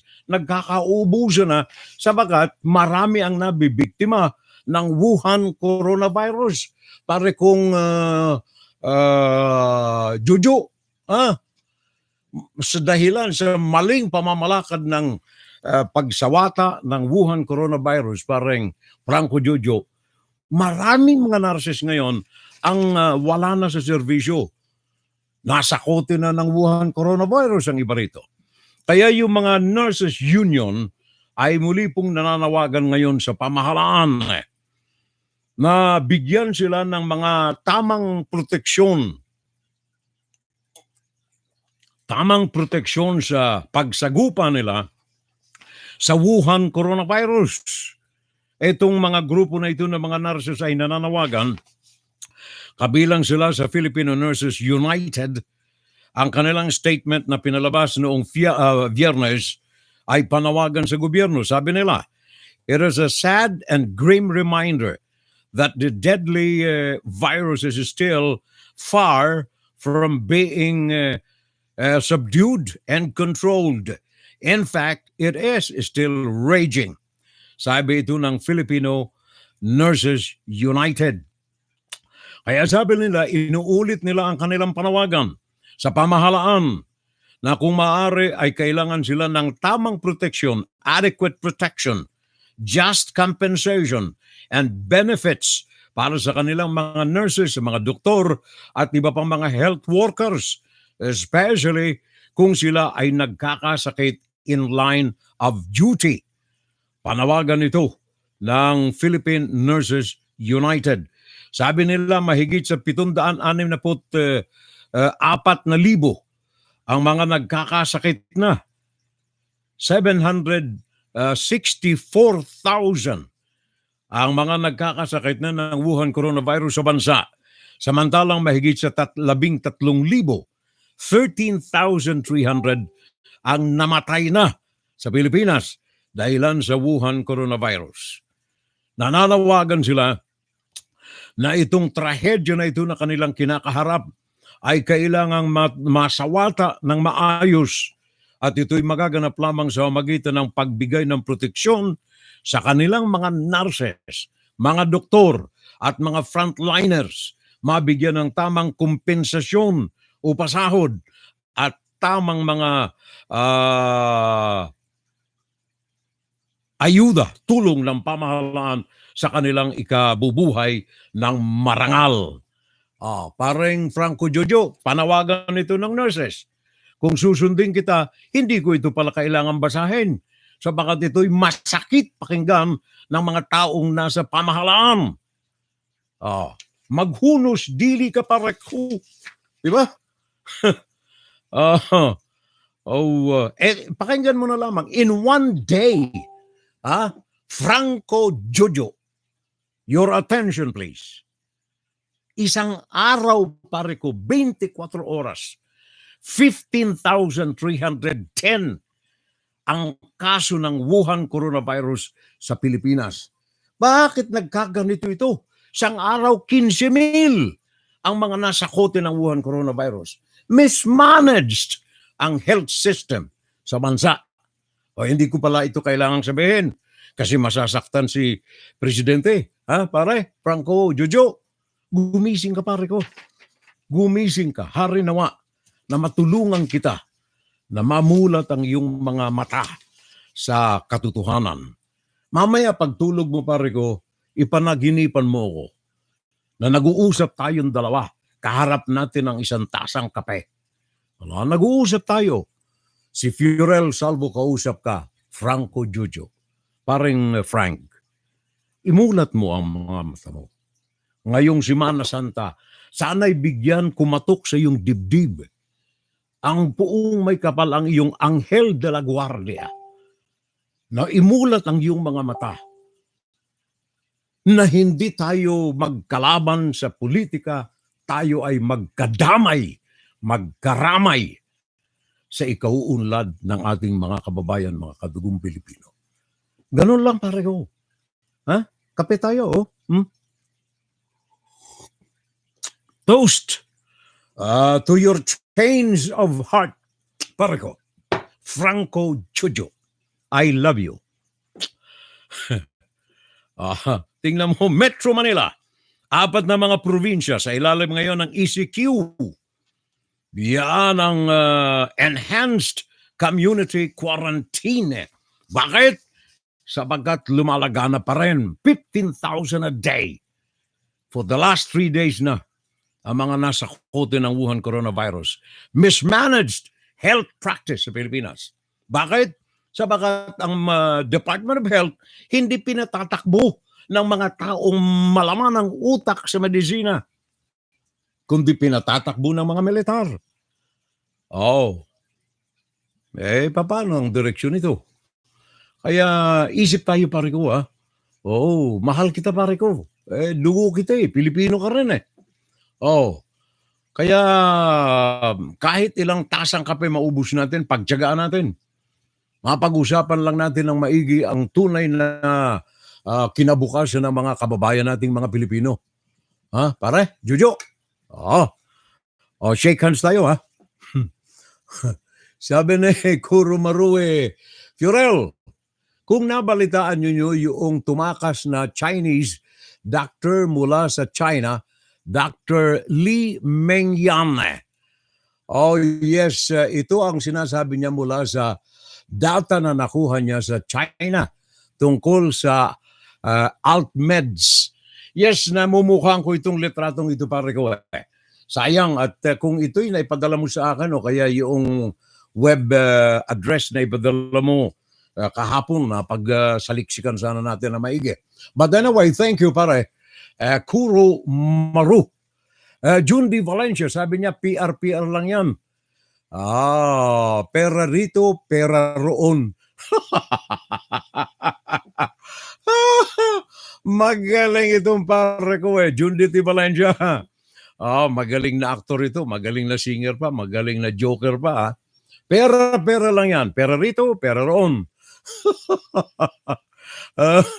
Junior Dal, paring Franco Jojo. Ito ay para sa iyo. Isa kang wag na. Basahin mo na lang. Ayoko lang banggitin dito po. Ready San Miguel, wag kang makinig. Okay. Wag na. OCS Catalan Olvido. Good evening, Fiorel. Watching from Shinjuku, Japan. OCS Catalan Olvido. Ang bawal ang wag na. Hindi pare ko, mali ka pare OCS Catalan. Hindi ko ipinagbabawal ang DDS dito In fact, gusto ko silang makinig Kasi ako'y nananalangin sa aking Anghel de la Guardia na mabuksan ang kanilang mga isip. Yun ang kailangan natin para umasenso ang bayan. Umunlad ang Pilipinas, makaalpas sa kamay na bakal. Ang mga ito'y kailangan nating makausap. Kung gusto nila, one-on-one with kape. Sinamunti pa itong akin. Special to ito ang sisilbi sa akin ni Mrs. Sa aming 51st wedding anniversary sa Lunes. Lugaw, espesyal at na may sinamunti. At yun, pinakako ni Mrs. sa akin yan eh. Ano ito? May sagot pare ko eh. Sabi ni Franco Jojo, sabi niya, huwag kang bumanat sa Pangulo. Oo. Hindi ako bumabanat sa Pangulo pare eh. Ang binabanatan ko yung gawa ng Pangulo na mali. Yung tama, bahala kayong mag-market sa kanya. Yung mga tama, bahala kayong magpropaganda sa kanila. Sandamakmak kayo eh. Milyon ang budget ng presidente sa kanyang propaganda. Trabaho ninyo yan. Kung gusto niyo magpropaganda kay presidente, basta ba tama lang, okay sa akin yan eh. Pare ko, ha? Parang Franco Jojo, kape tayo pare ko. Alam mo, kung malapit ka lang sa akin, magkape tayo eh. Akong taya. Kape lang naman eh. Ready, John Miguel, kung ayaw mo ng comment ni Furel, wag kang makinig. No, wag pare. Makinig ka. Jojo, makinig ka Franco. Makinig ka please. Baka yung Anghel de la Guardia ay magising eh. At mapangalagaan ka. Sabi ni Junior Dal, kung sino ka ma'am, wag kang makialam. Wag na pare ko. Wag na. Makainom na nga uli nito tuloy. Okay. Ready San Miguel. Gising na daw, gising na. Grace Recto Marisol Palencia. Franco, hindi yan paninira. Totoo lahat ang sinasabi ni pare, ni Furel.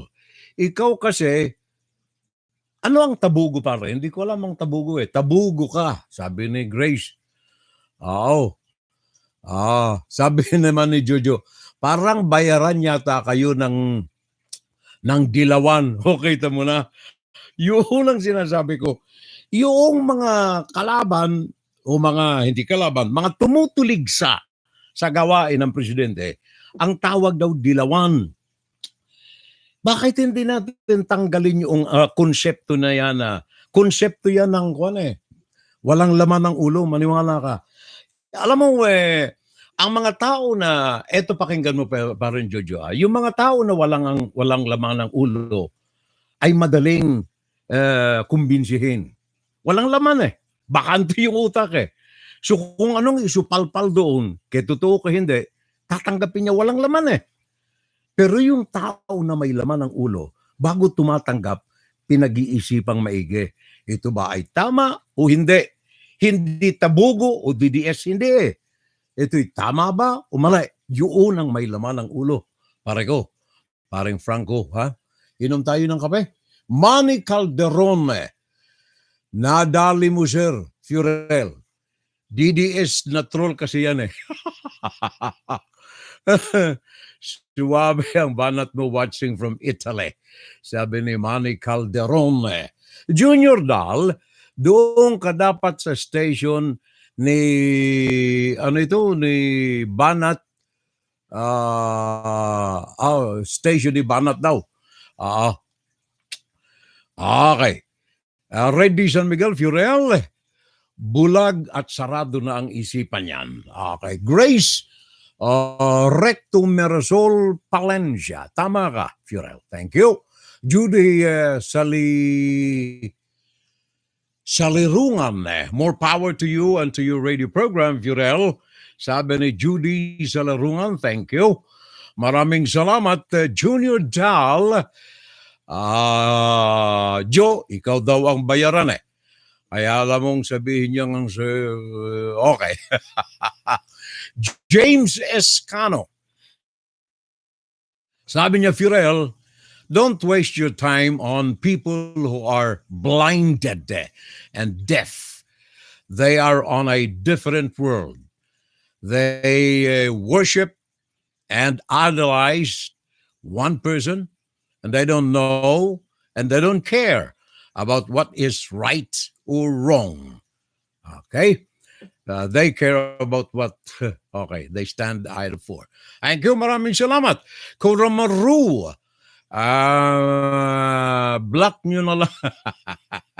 wag na pare ko. James Escano, okay, thank you. Junior Dal, thank you pare ko. James Escano ulit, let's hear. Okay, thank you. Reddy San Miguel. All right, Jeffrey Espinazao. Okay, thank you. Confirmed.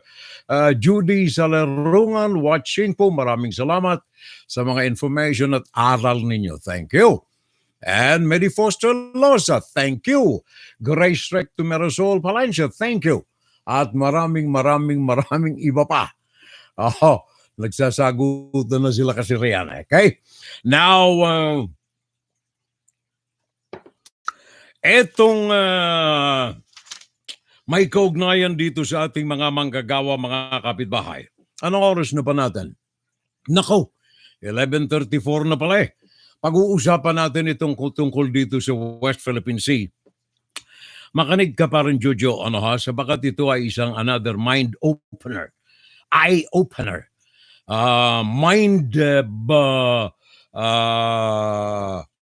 Anong tawag niyan? Yung pangkula? Anong tawag ng pangkula?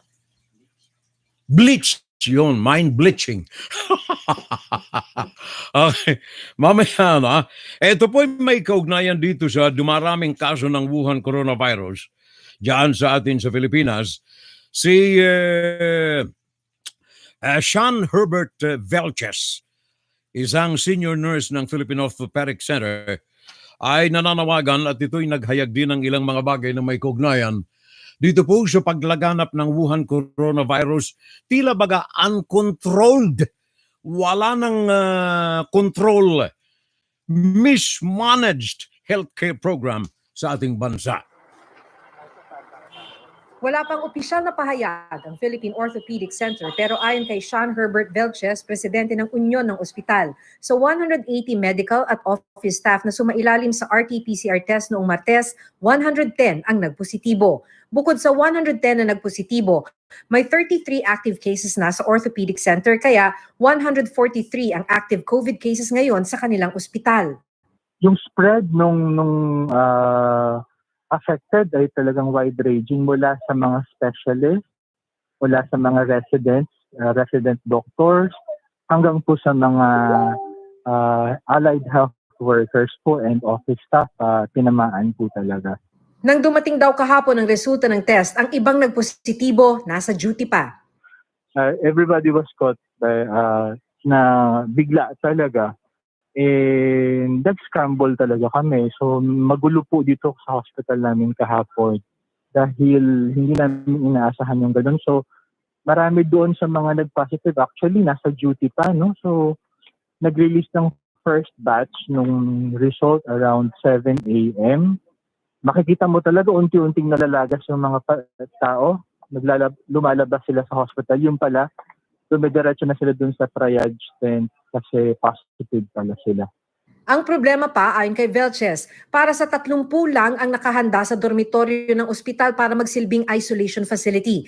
Naghagilap daw sila sa mga LGU at sa National Government-run quarantine centers. Pero puno na. Habang naghihintay ang ilang mga COVID-positive nurse sa loob ng mga kotse naghintay. Nang walang mahagilap na quarantine centers, marami raw sa mga nagpositibo na pilitang umuwi kahit walang sariling kwarto o banyo sa mga uuwian. Marami pa rin yung nagpapadala ng feelers para masundo sila or mahanapan sila ng isolation facility. Dahil nga po hindi sila talaga makakapag-stay sa bahay. Halimbawa ako, nakatira ako sa isang shared apartment. O kaya yung ibang mga nasa dormitories. O kaya nakikita sa kamag-anak. So, ilan lang yung mga privilege na kayang mag-upa ng sarili nilang room na may CR. Yun yung primary consideration para payagan kang mag-home quarantine. Kaya umaapela si Velches sa gobyerno na tulungan ang mga healthcare workers ngayong sila naman ang nagkakasakit. Iniiyakan namin kagabi pa na kung paano pang gagawin. Kaya nag-send kami ng SOS para makarating siya sa national consciousness na dapat hindi na ito maulit. Na ganito na yung mga, sino na ba yung mga halaga talaga sa mga healthcare workers? Ayon naman sa DOH, nagsasagawa na sila ng investigasyon. Batay din kasi sa protocol, dapat mag-quarantine ang sino mang nagpa-swab test hanggang hindi pa lumalabas ang resulta. Pinamamadali na rin ang paglipat ng mga may sakit sa quarantine facility sa pamamagitan ng Oplan Kalinga. Maki Pulido, nakatutok, 24 oras. Thank you very much, Mackie. Yan ang problema po ng ating health system sa bansa ngayon. Kumbaga ay nasa critical na kondisyon.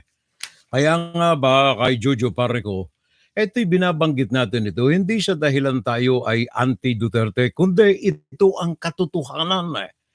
Mismanaged ang pamamalakad ng Wuhan coronavirus sa bansa. Kailangan na ay mamulat ang mga namamahala sa bansa na mali ang tinatahak na landas. Ano ang sinabi ng isang doktor ngayon? Diyan ito sa Philippine Lung Center of the Philippines. Ano ang sabi ng doktor dito? Sabi niya, ang ating kondisyon, kung hindi ito magbabago, ay nasa critical na tayo ng kondisyon. Kung hindi makontrol ang sitwasyon, maaaring mag-collapse, maaaring bumagsak, mag-collapse ang health system sa Pilipinas. Mag-collapse. Hindi ka ba nangangamba niyan? Ito ang karaniwang tagpo sa compound ng Lung Center of the Philippines sa Quezon City. Mga ambulansyang naghihintay para maibaba ang kanilang mga pasyenteng may COVID-19. Pila raw dito ang mga ambulansya at pribadong sasakyan. Lahat umaasang ma-admit ang kanilang mga sakay na may sakit. Pero mula nang sumipang kaso ng COVID-19, marami ang kinailangang tanggihan. Pinaka-heartbreaking, actually yung the fact na hindi mo na matanggap yung ibang mga pasyente. Maraming tumatawag, nagmamakaawa. Sa pinakahuling datos ng DOH, nasa high risk na ang ICU at isolation beds. Paliwanag din ng tagapagsalita ng Lung Center of the Philippines, posibleng hindi pa kasama sa datos ang mga hindi pa na-admit at naghihintay sa mga tent o mga converted na ER tulad ng outpatient department ng kanilang ospital. Hindi pa kasi sila officially naka-log in. Because we also have a certain a limit on the number of patients supposedly, yung operational capacity ng emergency room. Kaya mga doktor na tulad ni Dr. De Vera, ito ang araw-araw na kalbaryo, ang piliin kung sino ang tatanggapin. Kahit mga matataas na opisyal na minsan na nakikiusap, hindi raw nila mapagbigyan. Ang dami po kasi talagang patient po sa baba, kaya hindi ko rin po talaga hawak. At saka wala po kami mapauwi agad-agad. Okay? Nawawalan lang po ng kama pag may namamatay po o may mapapauwi kami. Ilang araw na naghihintay ang mga pasyenteng ito sa outpatient area na ginawang ER extension para makakuha ng kama. Maswerte pa ang mga may kama dahil ang iba nakaupo lang sa wheelchair o reclining chair habang naghihintay. Ang iba namang may kwarto, malala naman ang lagay. Kaya ang mga healthcare worker na tila hilong-hilo na raw sa dami ng mga kailangang asikasuhin, hirap na. Pangamba ni Dr. Francisco, kapag nagpatuloy ang ganitong sitwasyon, my fear is the health system might collapse. And even if we are running the hospital here, we also are helpless ourselves. Kasi pag dumating ngayon, by batches, by families. Ang mga eksena dito sa loob ng Lung Center of the Philippines sumasalamin daw sa mga nangyayari sa mga ospital dito sa Metro Manila at mga karatig probinsya. Kung hanggang kailan ang ganitong sitwasyon, wala raw makapagsasabi. Ang tiyak lang, para sa mga healthcare workers, patuloy silang makikipaglaban hanggang kaya ng kanilang katawan. Ayon sa DOH at DPWH, minamadali na nila ang pagtatayo ng mga dagdag na isolation facility at mga modular hospital o tents sa mga hospital grounds. Rafi Tima, nakatutok, 24 oras. Yan ang isa sa mabigat na problema na maling pagkakahawak ng presidente ng Pilipinas sa health system ng bansa. Kung hindi ito nagkakamali, bakit umaabot sa ganitong uri ng kalalagayan ng Pilipinas? Dalawa yan na ikangay mapanganib sa mga kababayan Pilipino. Meron na tayong problema sa health issue, meron pa tayong problema sa Chino. Ito'y ginawa nating fact check ito sa ginagawa ng China diyan sa Pilipinas, sa West Philippine Sea in particular. Napagalaman natin sa mga masusing pananaliksik na ginagawa natin, parin Jojo, Mr. Franco, para mabuksan ang iyong kaisipan. Etong issue na ito ng West Philippine Sea, ginapakinggan naman ninyo kanina, ang pahayag ni Wang Yi na ang Spratly ay kanila sa ilalim ito ng probinsya ng Hainan, yung isla sa may gawing timog silangan ng China. Naandyan ang base ng kanilang submarine squadron diyan sa Hainan province na yan. Yun daw Spratly, bahagi ng China. Ang talagang pinakang-target nito ng China riyan, Jojo, ay yung Scarborough diyan sa Pilipinas. Kaya I don't know kung ikaw ay trawler, baka meron kang access sa impormasyon ng Malacanang. Tanong mo ano ba ang kasunduan talaga ng Malacanang at ni Xi Jinping? Bakit ito pinababayaan itong mga paggagala ng mga barkong pandigma na nagtatago sa pagiging milisya, mangingisda, diyan sa West Philippine Sea? Ang nakuha nating impormasyon at ito ay sinuportahan ng Pentagon na ang target talaga ng China riyan ay makubkob ang Scarborough Shoal ng Pilipinas. Ang Scarborough ang isa na lamang na natitirang susi sa kanilang inverted triangle project ng komunistang China. Ano itong inverted triangle na ito ng komunistang China? Ito po yung kanilang Nandas Line na isa na lamang ang natatanging hindi pa nila hawak para makontrol ang kabuuan ng West Philippine Sea, yan ay ang Scarborough Shoal. Kaya yung kanilang paglagalag, paggala diyan sa Julian Felipe ay isang strategy upang ilisya ang tunay na adhikain ng komunistang China, mga kapitbahay.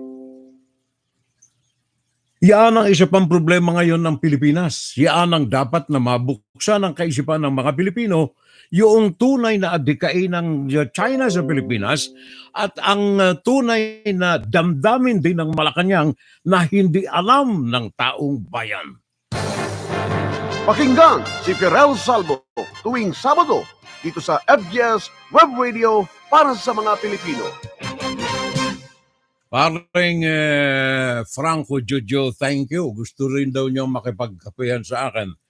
Oo, ayos yun. Mag-uusap tayo, sir. Baka sakaling matulungan kita. So, yun ang isa sa mga malalaki ang problemang kinakaharap ng mga Pilipino, mga kapitbahay. Ang presidente ng Pilipinas ay hindi talaga kakalas sa kanyang tungkulin. Yan ay pinatunayan na ng napakaraming mga instances. Yan ay dahilan na rin sa sinabi ko nga nung nakalipas na broadcast natin, ayaw ng presidente na sa kanyang pagbaba sa kanyang pwesto ay maupo rin siya sa wheelchair. Ugnayan, pakinggan. Ayaw niya ng wheelchair. Kaya it's either na ipasa niya sa kanyang anak o kaya kay Bongo na kanyang isinusulong na ngayon. Gawa ng ito lamang ang makapagliligtas sa kanya o kaya ang Chacha o kaya ang Rodrigo Duterte revolutionary government sa ilalim ni Mr. Nilo Tayag. Yan ang mga fallback, ang mga alternatibong ginagawa niya ngayon upang hindi siya makaalis sa pwesto. Sa kabila, sa kabila ng paniniwala ng taong bayan, 73% ng mga Pilipino ay ito'y official survey ito 73% ng mga mamamayang Pilipino ay nagnanasa na si President Rodrigo Duterte ay makipagpulong ng matinuhan sa Amerika, i-assert ng Pilipinas ang kanyang paninindigan diyan sa West Philippine Sea. Yan ay survey, yan ay pagtuklas ng damdamin ng mga kababayang mga Pilipino.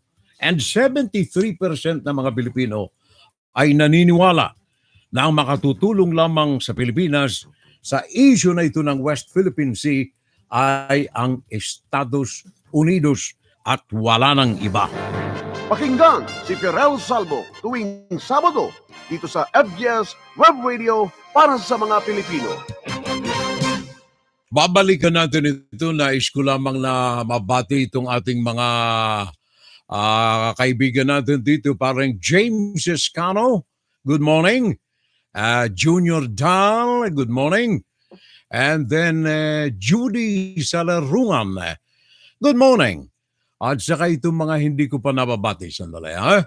Medi Foster Loza, 15,000 Wuhan virus cases a day ngayon sa Pinas. Marlene Villaluna, Fiorel, i-block mo na lang yung nakikisaw-saw. Mercy Mosley, good morning, Fiorel. From Queens, New York. O nga pala si Mercy. Good morning, Mercy. Good watching. Mercy Mosley, thank you and welcome back. June de Valencia. Ang tabugo ay tanga at saka bobo at gago. Yun pala. Okay. Thank you, June de Valencia. Redix Gonzalez, good morning, Fiorel. Happy weekend watching from Vega, Texas. Vega, Texas. Jeff Caruno, advanced wedding anniversary. Fiorel at saka kay Ma'am. Eva Inocencio watching from Camarines Sur. Congratulations. Sad news about the tragedy that happened in Ragay, yung nahulog. Yeah, alam mo, yaan ay parang Jojo, superstar ka ngayon sa programa ko. Baka may access ka doon sa Tabugo doon sa Malacanang. Yung si Mr. Villar, pinuno ng Department of Public Works, yung tulay na ginagawa dyan sa Ragay ay wala pong mga signage.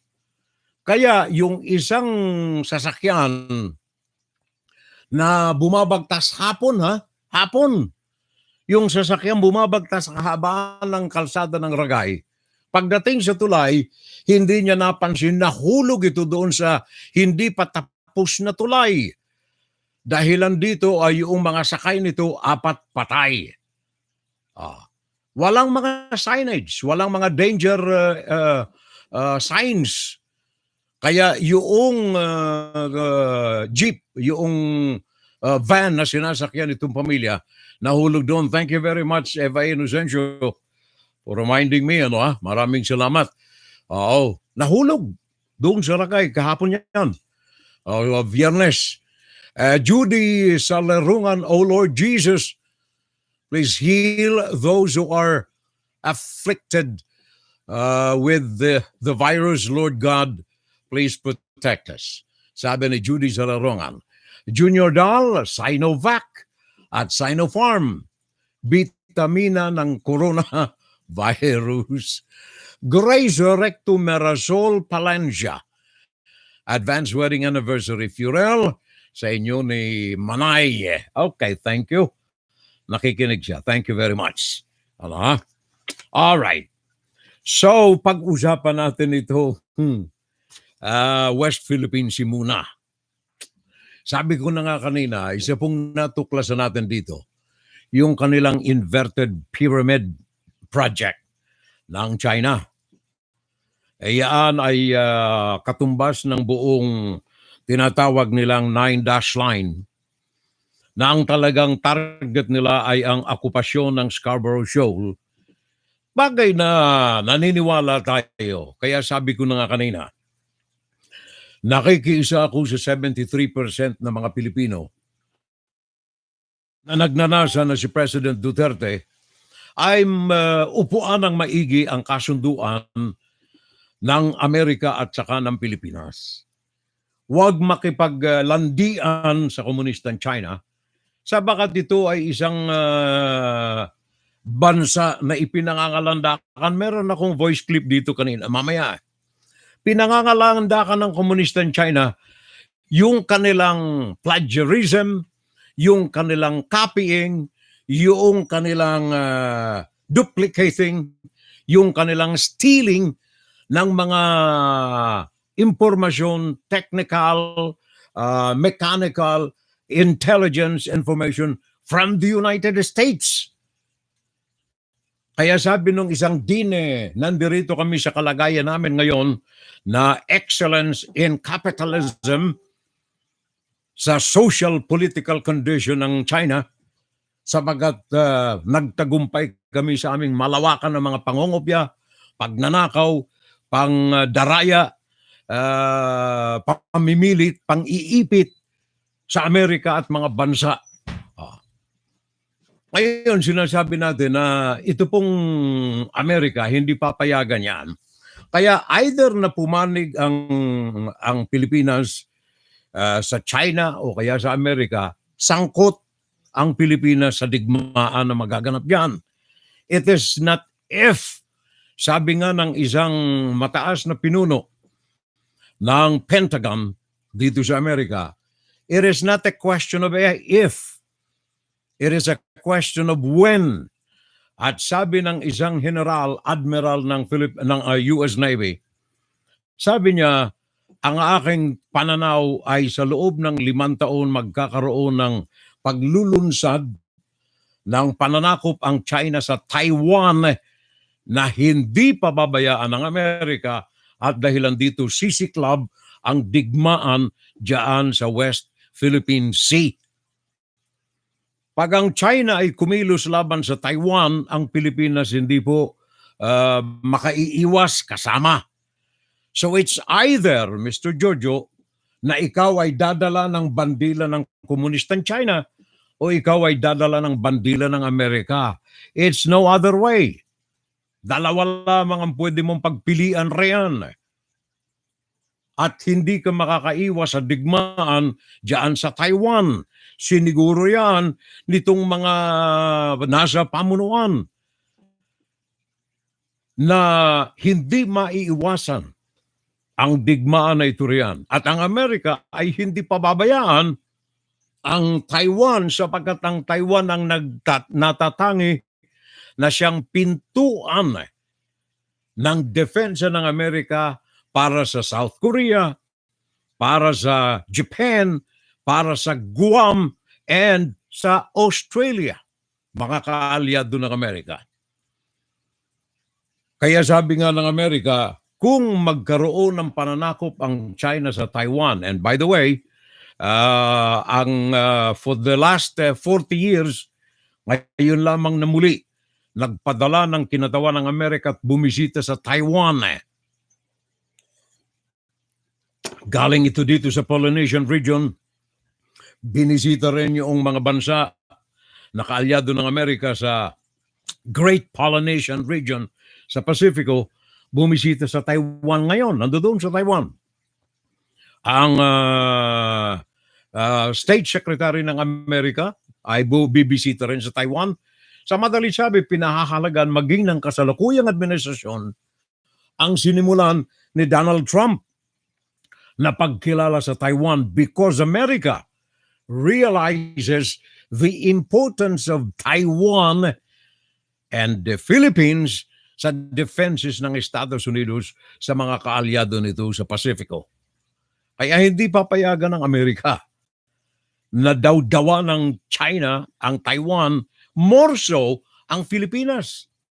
Diyan sa Taiwan, ang strait na umaakuparian ay yung mga lugar ng between Taiwan and then Batanes ng Pilipinas. Pag ang Taiwan ay bumagsak sa kamay ng China, wala ng defenses ang South Korea, ang Japan, ang Guam sa anumang gawin ng China. At hindi rin makapapasok ang negosyo, hindi makakapasok ang naval forces ng Amerika.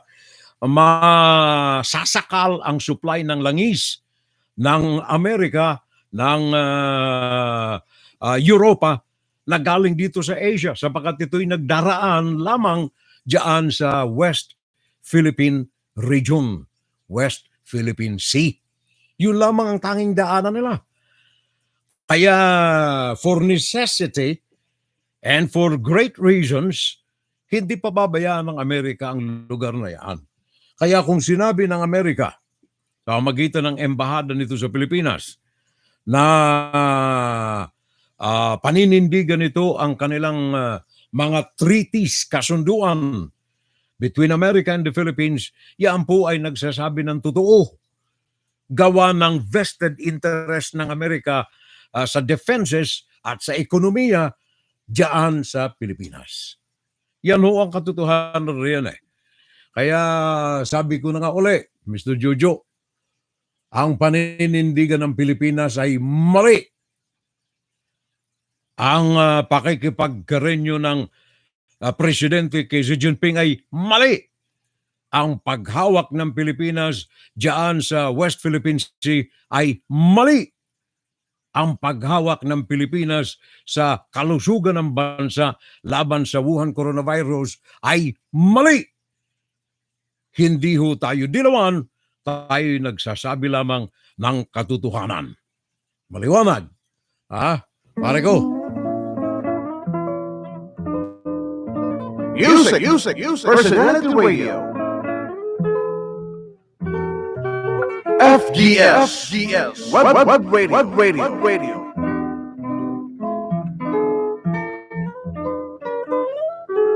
Paring Arnel Mercado, hihintayan pa ba natin ang invasion diyan sa Taiwan? It might be too late. Anyway, happy Easter sa inyong lahat galing sa Winnipeg dito sa Canada. Arnel pare ko. Thank you. Maraming salamat. Marlene Villaluna. Ano ito? Pack, sabi niya? I don't know. Hindi ko alam. And Rolando Eduardo, sabi niya, I'm listening and watching your program right now. Sabi ito ng kumpare natin, anong oras na ba? Sabi ito ng kumpare natin, Rolando Eduardo. And then Eva Inocencio. Please greet Lynn Satyada from Winnipeg, Canada. She is married to a Bicolano, Sunday Satyada, the president of the Pathfinder Amateur Radio Group diyan sa Canada. Sabi ni Eva Inocencio ba? Okay, ano ha? And then Grace Recto Merazol Palancia, Sir, advance wedding anniversary sa inyo. Thank you. Junior Dal, Sinovac at Sinopharm, vitamin na ito ng Wuhan coronavirus. WFGS Broadcasting worldwide, day and night time.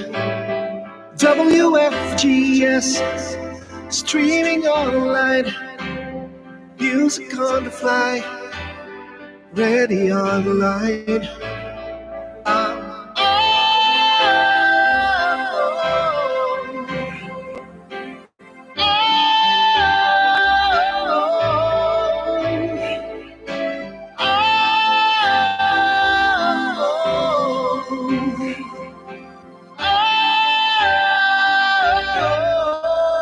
Listen to the top songs of great performers now streaming on W.FGS. Thank you very much. Ang oras natin ay 2 minuto makalipas. Ang ganap na 12 ng hating gabi, Philippine Standard Time. Sana makipagpuyatan kayo sa akin. 1 hour na lang. And of course, it's 2 minutes after 12 noon Eastern Standard Time, USA. Ito ay tala po ito galing sa declassified information na natanggap natin dito. Ito'y mga analysis ng National Defense ng Amerika na may kaugnayan dito sa kanilang mga facts at mga findings para dito sa West Philippine Sea. Sabi nila, ang importansya ng West Philippine Sea sa defenses of the United States.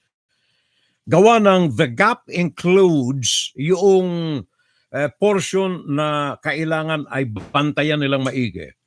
Sabi niya, the gap includes Luzon Strait, which is a gateway to the Pacific. Building a base at Scarborough Shoal would close this gap and truly give China the ability to exert influence over the entire South China Sea. Yan ay pahayag report ito ng isang high-ranking admiral ng United States Navy na naka-assign na mamahala sa sa Pacific Fleet ng Estados Unidos. Pinaliliwanag niya kung bakit kailangan ng Amerika ay mapanatili ang kanilang puwersa dito sa West Philippine Sea. Sabi niya, kung ang China ay pababayaan ng Amerika na makubkob ang Taiwan, southern tip of Taiwan, itong gap na sinasabi niya, yung Luzon Strait na gateway patungo sa Pasifiko. Pag ito ay pinabayaan at nasa kamay ng China, nasa sa panganib ang Japan, nasa sa panganib ang South Korea, at nasa sa panganib ang malaking base ng Amerika diyan sa Guam. At manganganib din ang kanilang mga base militar dito sa Brunei, sa Borneo area, diyan sa Polynesian region up to Australia and at the end of New Zealand, at sa itaas nito ay ang Hawaii. Kaya sinasabi nitong pamunuan ng Amerika, hindi natin pwedeng pabayaan ito. Sabi nila, a base at the Scarborough, sa atin ito, nasa exclusive economic zone ng Pilipinas, kaya hindi nila pwede itong iwanan. A base at the Scarborough would have enormous strategic significance for China, especially in combination with the other facilities that they have now built in Mischief Reef, in Fiery Cross, and the Chinese will be able to extend control over larger swath of airspace and waters in the West Philippine Sea. Kaya again, yan ho ay sinasabi ko kanina, these are just a few reasons why ang Amerika ay sincero sa pagdefensa sa Pilipinas, sa West Philippine Sea, because of the military importance of the strategic area, especially itong Scarborough, na ngayon ay siya na lamang na hindi pa naaakupa at napagtatayuan ng military base ng komunistang China. Now, kung ang rason natin, doon na lang tayo sa China. Gawa na si Presidente, kaibigan ni Xi Jinping, parang Jojo. Di China na lang tayo ang Pinas. Palagay mo kaya ang 73% na itong mga Pilipino ay mananahimik lamang riyan. So, kung ang militar ng Pilipinas ay nahahati at ang pamahalaan ay nasa kamay ng China at ang mga mamamayan ay sa kamay ng Amerika, gulo pa rin ang aabutin ng Pilipinas. Kaya nga ba tama itong panawagan po rito ni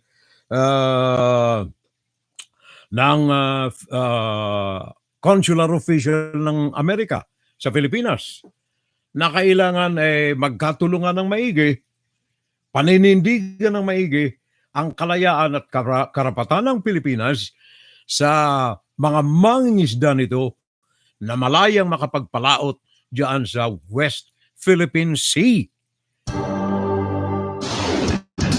Public Service. Kamusta tayo diyan sa San Diego? California, nandiyan ang naval base ng Amerika. San Diego, si Edna Nainay Agana. Good morning. Good noon pala. Veritas Arnel Mercado. Pare ko, anong Veritas? Hihintayin pa ba na invade ng ang Taiwan? It might be too late, sabi niya. Ano ang veritas pare ko? Arnel Mercado. Marlene Villaluna. Ano itong PAC? P-A-C-K. Ano itong ibig sabihin? Now, dito naman sa Amerika, bago natin makaligtaan yung mga birthday celebrants na mabate, dito naman sa Amerika, ang problema namin ditong kinakaharap, liban pa sa mga pagnanakaw ng China ng mga teknolohiya, na mga sikreto militar ng Amerika na pinangangalandakan ng komunistang China, pare ko. Pinangangalandakan ng China. Mamaya, pakikita ko sa inyo yung kanyang talumpati rito. Pinangangalandakan ng China na sila ay magaling na mga magnanakaw, magaling silang mangopya, etc., etc., etc., ng mga teknolohiya. Yan ang malaking problema ng Amerika. Ngayon, ang isa pang problema rito ay ito po namang nandirito sa atin sa anong tawag niyan? Sa hangganan. Sa hangganan ng Amerika at saka ng Mexico. Meron tayong report, pakinggan natin sandali. They got to banter back and forth with smugglers across the river that were taunting them, that were telling them where they can stick it. I can't repeat exactly what the smugglers were saying on TV, but obviously it was very bad. They were telling them that they're going to do anything that they want, and there was nothing that they could do to stop them. They got to see firsthand how difficult the job is, and it's become so much more difficult because of the administration's policies that are allowing these people to come in and released into the United States, which is causing this huge flood. We see this all the time, and it's human smugglers that have absolutely no regard for life. And it's the administration that is allowing these smugglers to generate billions of dollars in profit because they're not securing the border like the last administration did. We were able to stop this huge flood, go to 45-year lows in illegal smuggling of humans, just to give it all back once the election is. It is. It's extremely frustrating, especially when you know that the administration doesn't support the job that we're trying to do. And all we're doing is trying to enforce the laws of the United States to keep the American public safe. And we don't even have an administration that supports that mission. When we put on that uniform, when we go out there and we patrol the border, we want to stop the cartels. We want to stop them from bringing in the dangerous drugs, the opioids, the fentanyl, the methamphetamines that are killing so many of our young people in the suburban areas of the United States. These people, when they come in, they're not just staying on the border. They're going to Atlanta. They're going to Boston. They're going to New York. They're spreading out throughout the entire United States. And that's what we're currently seeing today. Yan ang problema namin dito ngayon sa Amerika, mga kapitbahay. Yang mga illegal na mga pagpasok dito ng mga galing sa Timog, sa Mexico, mga bansa ng Nicaragua, ng Ecuador, ng napakarami. Ngayon ay nagkakatambakan, imagine 5,000 a day ang mga nagtatangka na pumasok dito sa hangganan ng Amerika at ng Canada. Hindi lamang yan. Tingnan ninyo itong mga reports na mga natatanggap natin dito. Governor ng Texas, ano ang kanyang sinabi dito sa issue na ito? The Texas governor is releasing some horrifying numbers from the first month of Operation Lone Star. That's an operation he launched to combat smuggling and other crimes at the southern border. In 28 days, the Texas Department of Public Safety has made 598 criminal arrests. They've also made more than 16,000 referrals of illegal immigrants to Border Patrol. Texas Governor Greg Abbott explains how smugglers and cartels get drugs and criminals across the border by abusing young children. On March 16th, Texas Rangers rescued a 6-month-old baby that smugglers threw off a raft into the Rio Grande River. They know that when doing so, it will cause Border Patrol and Texas Department of Public Safety officers to focus on that child and to save that child like what they did do. When law enforcement is focused on saving a child, that opens the door to the opportunity for the drug smugglers and the cartels to engage in other crimes. The ranger that rescued the baby recounts what happened. He saw human smugglers bringing 6 people over on a raft and heard someone screaming help in into a Spanish. tree and see that this woman is hanging onto a tree branch with the baby in her arm. The baby's in her arm and the water's going over the baby. So I got above her, kind of fell in, grabbed the baby, held the baby like a football, and helped the woman onto a tree branch. The governor also gives other examples of crimes that Texas troopers are dealing with. In early March, troopers discovered a gang member wanted on 2 counts of rape of an under 13-year-old child in a stash house in the Rio Grande Valley. They also stopped a driver after a pursuit. And after stopping the vehicle, they discovered that the male driver was smuggling illegal immigrants, including a 14-year-old child who had been sexually assaulted. The driver also had child pornography on his phone. Abbott shows 2 pictures of TikTok videos. He says cartels are running ads to recruit people in Texas by promising money. He then gives more numbers on what Operation Lone Star has achieved. These include seizing over 14 pounds of cocaine, over 23 firearms, close to $1 million, and arresting 9 gang members. He says those numbers are only the beginning of an onslaught unless the Biden administration does something about it. Allison Lee, NTD News. Thank you very much. Problema namin dito sa Amerika, parang problema dyan sa Pilipinas eh. Yung mga mamamayan, especially yung mga apektadong lugar dyan sa Texas, dyan sa California, Arizona, yung mga apektadong lugar, yung mga mamamayan dyan, nag-aalsa laban sa President Joe Biden, gawa ng masyadong liberal na polisiya at ang pagbubukas ng border ni Biden para dito sa mga caravan, sa mga pumapasok na illegal dito sa south border ng bansa. Parang dyan sa Pilipinas eh. Yung administrasyon naman dyan ay okay yung mga Chinese na pumasok sa Pilipinas. Okay yung mga pogo na labas-pasok ng Pilipinas. Samantalang yung mga mamamayan na nagkakandahirap, ngayon pa'y nasasakutin ng Wuhan coronavirus, ay tila mismanaged ng pamahalaan. Parang dito sa amin eh. Dito sa amin nung araw, naalala ko pa yung panahon ni Clinton. Bill Clinton. Democrat din ito Pero nung araw si Bill Clinton ay gusto niya rin sarado ang hangganan between Mexico and America. Sarado. Kailangan yung mga papasok lamang ay yung mga lehitimo na pwedeng tanggapin dito sa Amerika. And then ipinairal ni Donald Trump ng mahigpitan itong mga alituntunin. Ngayon naman, dahilan sa politika, etong si Joe Biden sabi niya, hindi, baliktad ang lahat ng gagawin ko. Kaya pati yung mga mamamayan dito nag-aalmahan ngayon. In fact, may mga kilusan ngayon sa napakaagang pamumuno ni Joe Biden. Wala pang 100 na araw, meron ng impeachment move na ginagawa ngayon labang kay Joe Biden. Dahilan nito sa mismanage din ang palaka dito. Ano itong sabi rito nitong, saan ba yung aking voice clip dito? Etong pahayag dito nitong ilang mga nagmamasid, sabi nila, itong pamahalaan ngayon ni Joe Biden ay kakaiba. Nasakop na ng mga sosyalista, nasakop na ng mga kaliwa ang mentalidad ng administrasyon dito sa Amerika under Joe Biden. Pareho sa Pilipinas. Yung mentalidad ng administrasyon dyan, nasakop na rin ni Xi Jinping. Xi Jinping.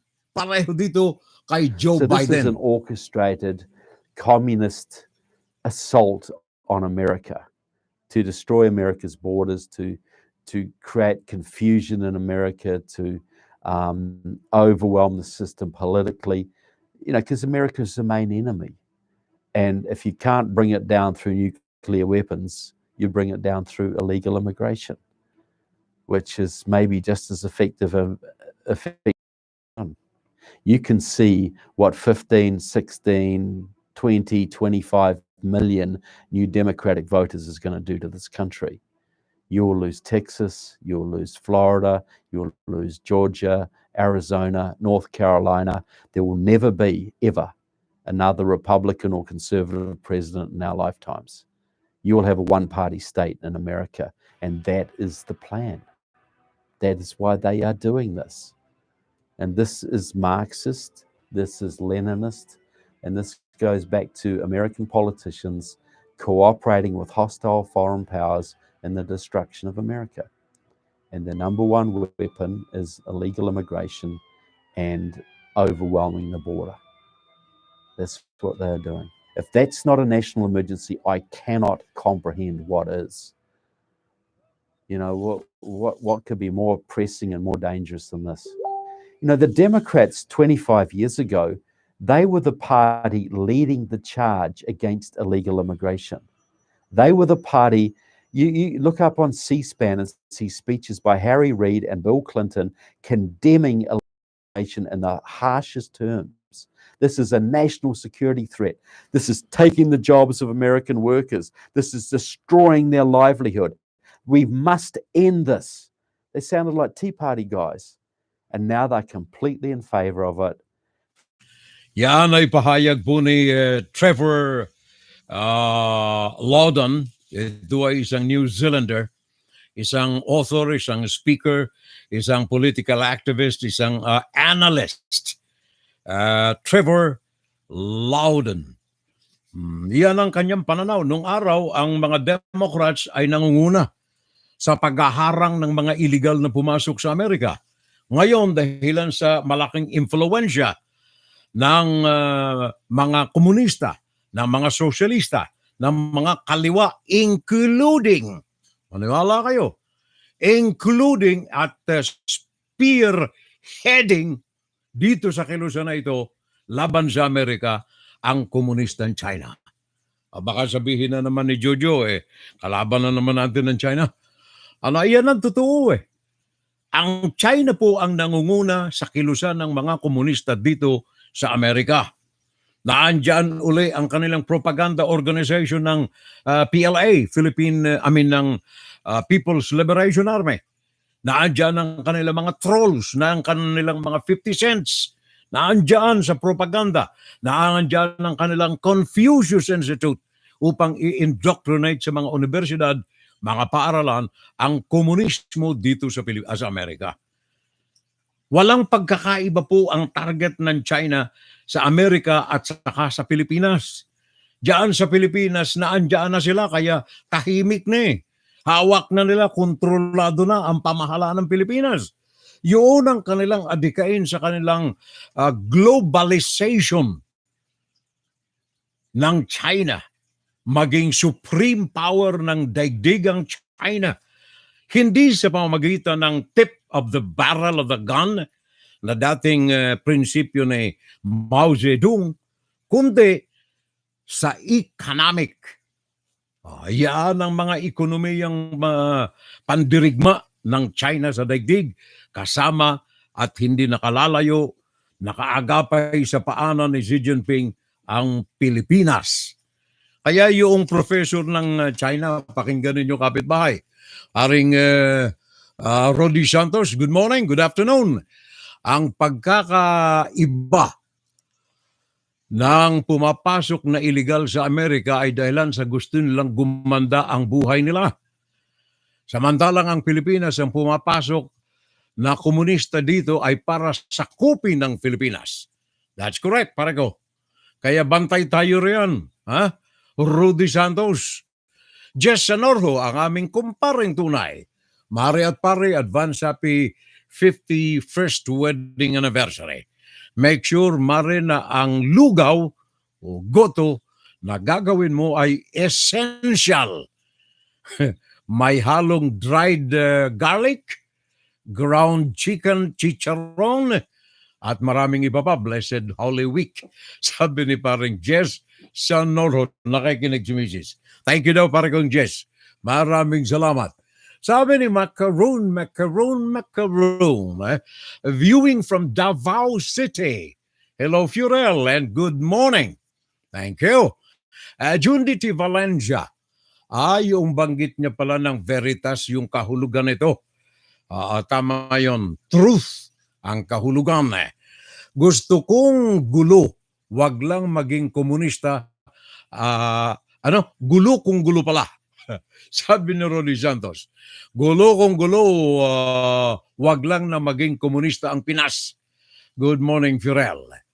Edna Nainay Agana, good morning, Firel. And from San Diego, California. Okay. Alam ninyo, pare ko, sabi ko na nga sa inyo, ang isda nahuhuli sa bibig, hindi sa buntot. Isang political advisor ng Chinese Communist Party, CCP. Isa rin itong lecturer, professor ng anong universidad ito? Well-known speaker, professor, and then advisor ng mga liderato ng CCP, Chinese Communist Party. Sa isang lecture nito, sa isang kumpul na mga estudyante, sa isang lecture forum sa university dyan sa China, ay ipinagmayabang nito ang ginagawa ng China kung bakit sila naging superpower ngayon. Sabi nitong Chinese professor, tayo ay naging professor sapagat napakagaling ng ating ginawa. Ang ginawa natin ay magnakaw ng teknolohiya, magkopya ng teknolohiya, at kung ano-ano pa. Pakinggan na lamang natin, pakinggan niyo kung paano niya ipinagmayabang ang pagnanakaw ng China na ginawa daw nila sa loob lamang ng 2 dekada, 20 years. From nobody, from walang kaalam-alam, naging superpower ito sa larangan ng negosyo dahilan sa pagnanakaw, sa pangungopya, intimidation, coercion, etc., etc., etc. Wow. Tingnan nyo, pakinggan natin. Are getting attention online. In a speech, he bragged about what the Chinese regime did to outpace the Western economy. Looking back, we did only one thing for the past 4 decades.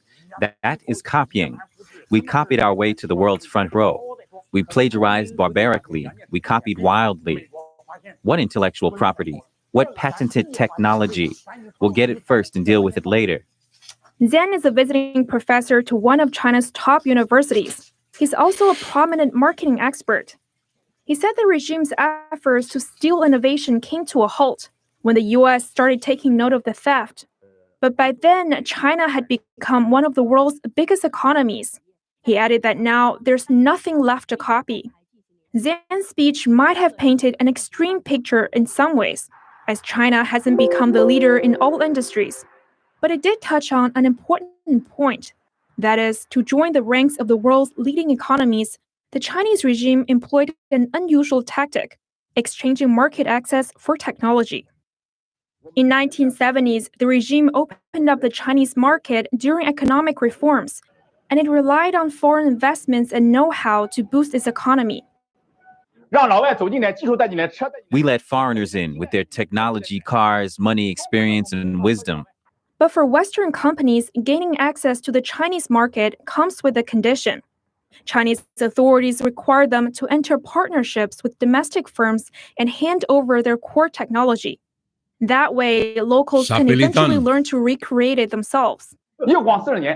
Now 40 years have passed in the blink of an eye. We learned to do it ourselves. Looking back, the plant is ours. The equipment is ours. The technology, patents, products, market, and branding have all become ours. The foreigners are all gone. Zhang's speech outlined the regime's strategy in simple terms: to rob, replicate, and replace. After successfully replicating Western know-how, the regime's goal is to eventually replace them in the global market. One example is China's high-speed rail development. In 2005, Beijing turned to Western firms for high-speed rail technology. But before bidding for contracts, Western firms had to sign contracts transferring their technology to Chinese firms. But the steep conditions didn't stop companies that wanted a bite of China's massive market. And manufacturing industry giants like Siemens and Alstom all joined in. Eventually, the regime acquired their key technology. And much to the company's surprise, the regime started applying for high-speed rail patents abroad within just a few years. The move turned former partners into fierce competitors. And because Chinese firms are backed by state subsidies, they have a competitive edge over their Western counterparts. An That's honorary true. chairman of one of Japan's main railway companies once said, "The Japanese bullet train is the jewel of Japan. The technology transfer to China was a huge mistake." The US has tried to put a stop to the situation.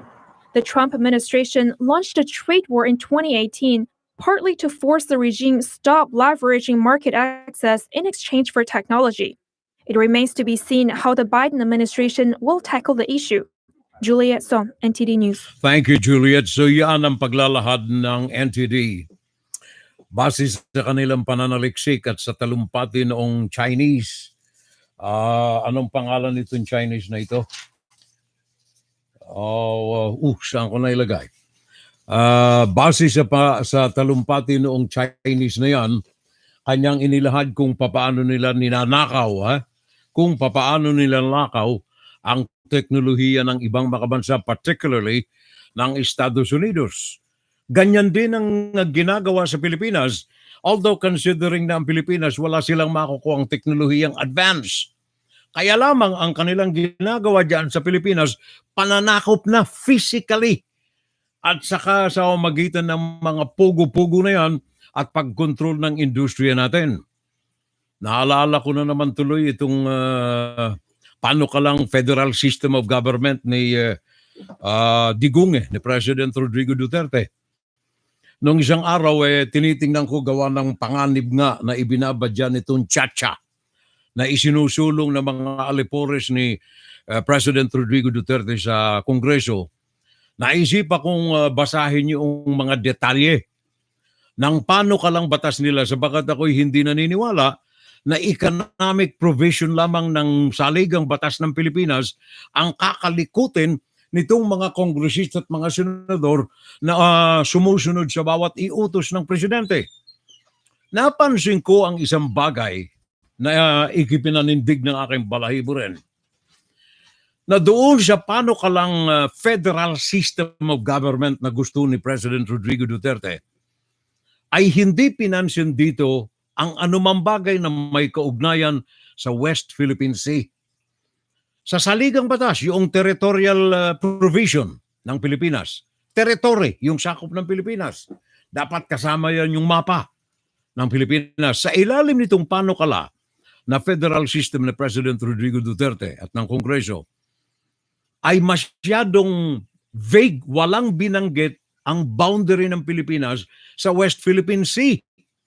Samantalang yung Benham Rice sa gawing kanan, sa silangan ng Luzon, nandoon definite ang pagkakabanggit ng Benham Rice na bahagi ng territorial waters ng Pilipinas. Pero dito sa West Philippine Sea, wala ni isang binanggit, vague, blankado ang panukalang batas ni President Rodrigo Duterte dito sa West Philippine Sea. Kaya nakakapanindig balahibo eh. Ano ba ito? Talagang kasama na ba ito doon sa mga ibinento ng presidente? Kasama na ba talaga ito? Gawa ng ang kanyang attitude dito sa pangangamkam ng China sa West Philippine Sea ay wala, tahimik. Yung attitude na dito sa mga barko ng China sa West Philippine Sea, tahimik pa rin ang presidente. Sa kabila ng pagsiguro ng Amerika, nasabi niya ay honor nito ang mga kasunduan ng Amerika sa Pilipinas, walang komentaryo ang presidente ng Pilipinas sa assurances na ito na ibinigay ng pamahalaan ng Estados Unidos sa Pilipinas. Over the last sa 1 year, West China Philippine has moved Sea. aggressively against many of its neighbors. It has little regard for diplomatic or geopolitical fallout. And now, in the South China Sea, the Chinese vessels are fanning out across waters where the Philippines has sovereignty. Senior officials from the United States and the Philippines have discussed their concerns over the ongoing Chinese activities in the disputed South China Sea. The Philippines spotted as many as 200 Chinese militia ships at the Whitsun Reef, which lies within the Philippines' exclusive economic zone. U.S. National Security Advisor Jake Sullivan and the Philippines National Security Advisor Hermogenes Esperon have agreed to coordinate closely in responding to the challenges in the South China Sea. On the other hand, China has said that the boats were sheltering from rough seas and no militia were aboard. China is fortifying armed shoals claimed by Vietnam and the Philippines. Chinese militia has frequently been accused of conducting covert military operations in the area. Beijing often invokes its so-called 9-dash line to justify its claims over most of the South China Sea. It has ignored a 2016 International Tribunal decision at The Hague that ruled the assertion had no basis. Several countries, including Canada, Australia, Japan, India, and Taiwan, voiced concerns about China's intentions. Yan ay galing yan sa India. Napapakinggan naman ninyo ang pagkakabigkas noong reporter. Maging ang India na involved din dito sa West Philippine Sea ay nababahala sa pananahimik ng Pilipinas. Buti na lamang si Defense Secretary ay nagpahayag kanina, Sabado. Pero ang Malacanang ay tila walang iniimik. Tila baga ang presidente ay okay na lamang sa kanya kung ano man ang mga nagaganap diyan sa West Philippine Sea. Taken recently from Julian Felipe Reef in the West Philippine Sea, known internationally as Whitsun Reef.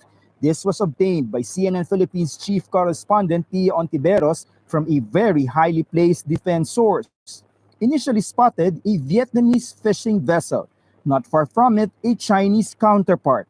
Notably clear skies with just a few clouds indicating the weather seems to be fine in the area. Moments later, dozens and dozens of Chinese fishing vessels can be seen anchored on the northeast part of the reef. They're sitting side by side and are lined up in about 10 groups. Moving further, more Chinese fishing vessels. Here, their possessions are scattered with some still bound together. A total of about 183 Chinese vessels are seen in Julian Felipe Reef. It is a boomerang-shaped shallow coral reef located about 175 nautical miles west of Bataraza town in Palawan. It is well within the country's exclusive economic zone. Government officials believe the Chinese maritime militia are manning the vessels and want their immediate recall. China downplaying the protests, insisting that the vessels are merely taking shelter from rough seas, such as stopping the trade in fish with China.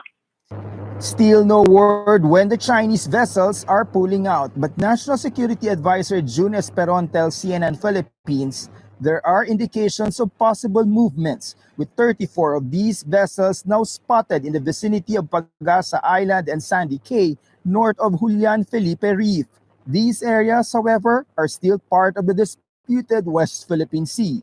David Santos, CNN Philippines. Thank you, David. Maraming salamat. Kaya po natin ipinaririnig yan para maunawaan ninyo ang tunay na kalagayan riyan sa West Philippine Sea as of now. Mailarawan ninyo sa inyong kaisipan ang panganib na dala nito. Kaya maging si dating Chief Justice, Associate Justice, Supreme Court, hindi. Chief Justice ng Supreme Court dati na si Antonio Carpio ay nababahala. Nais niyang kumatok sa dibdib at damdamin ng presidente ng Pilipinas. President Kaugnay sa Duterte bagay from nito. the very start of his administration has befriended China and has considered China his best friend. In fact, he said, I love Xi Jinping, but that love has not been reciprocated. China has, in fact, seized Sandy Cay, that's a sandbar within our territorial sea in Pagasa Island. And China has sent hundreds of ships to swarm around the territorial sea of Pagasa Island. Now, China has sent 220 maritime militia vessels to park in Julian Felipe Reef, which is part of our exclusive economic zone in the West Philippine Sea. They cannot do that because while they can exercise the right of navigation, they cannot just sit there, park there, because that is not their exclusive economic zone. There is no storm. They were saying that they took shelter because of a storm, but no storm was anywhere near Julian Felipe Reef. And in fact, this is not the first time that they have done this. At the same time last year, 2020, they also parked hundreds of their ships in Julian Felipe Reef. This is a prelude to occupying Julian Felipe Reef, just like what they did to Mischief Reef in 1995. They started with saying they just built fishermen shelter in on Mischief Reef. Now Mischief Reef is their air and naval base. They call it their Pearl Harbor in the South China Sea. It's a huge air and naval base. So we are worried. I'm particularly worried that they will now start claiming building on Julian Felipe Reef, just like what they did to Mischief Reef in 1995. Alam mo, ngayon lang, former Chief Justice, ngayon lang araw na ito, si Wang Yi, pinagdidiinan niya na bahagi ito ng Hainan. Bahagi ito ng Hainan.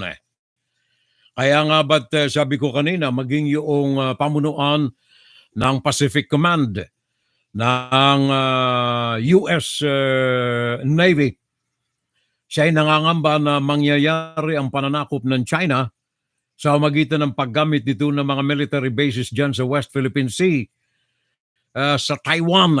At ito ay magaganap ayon sa kanya kay, anong pangalan nito? Aquilino, there you are. Kay Navy Admiral John Aquilino.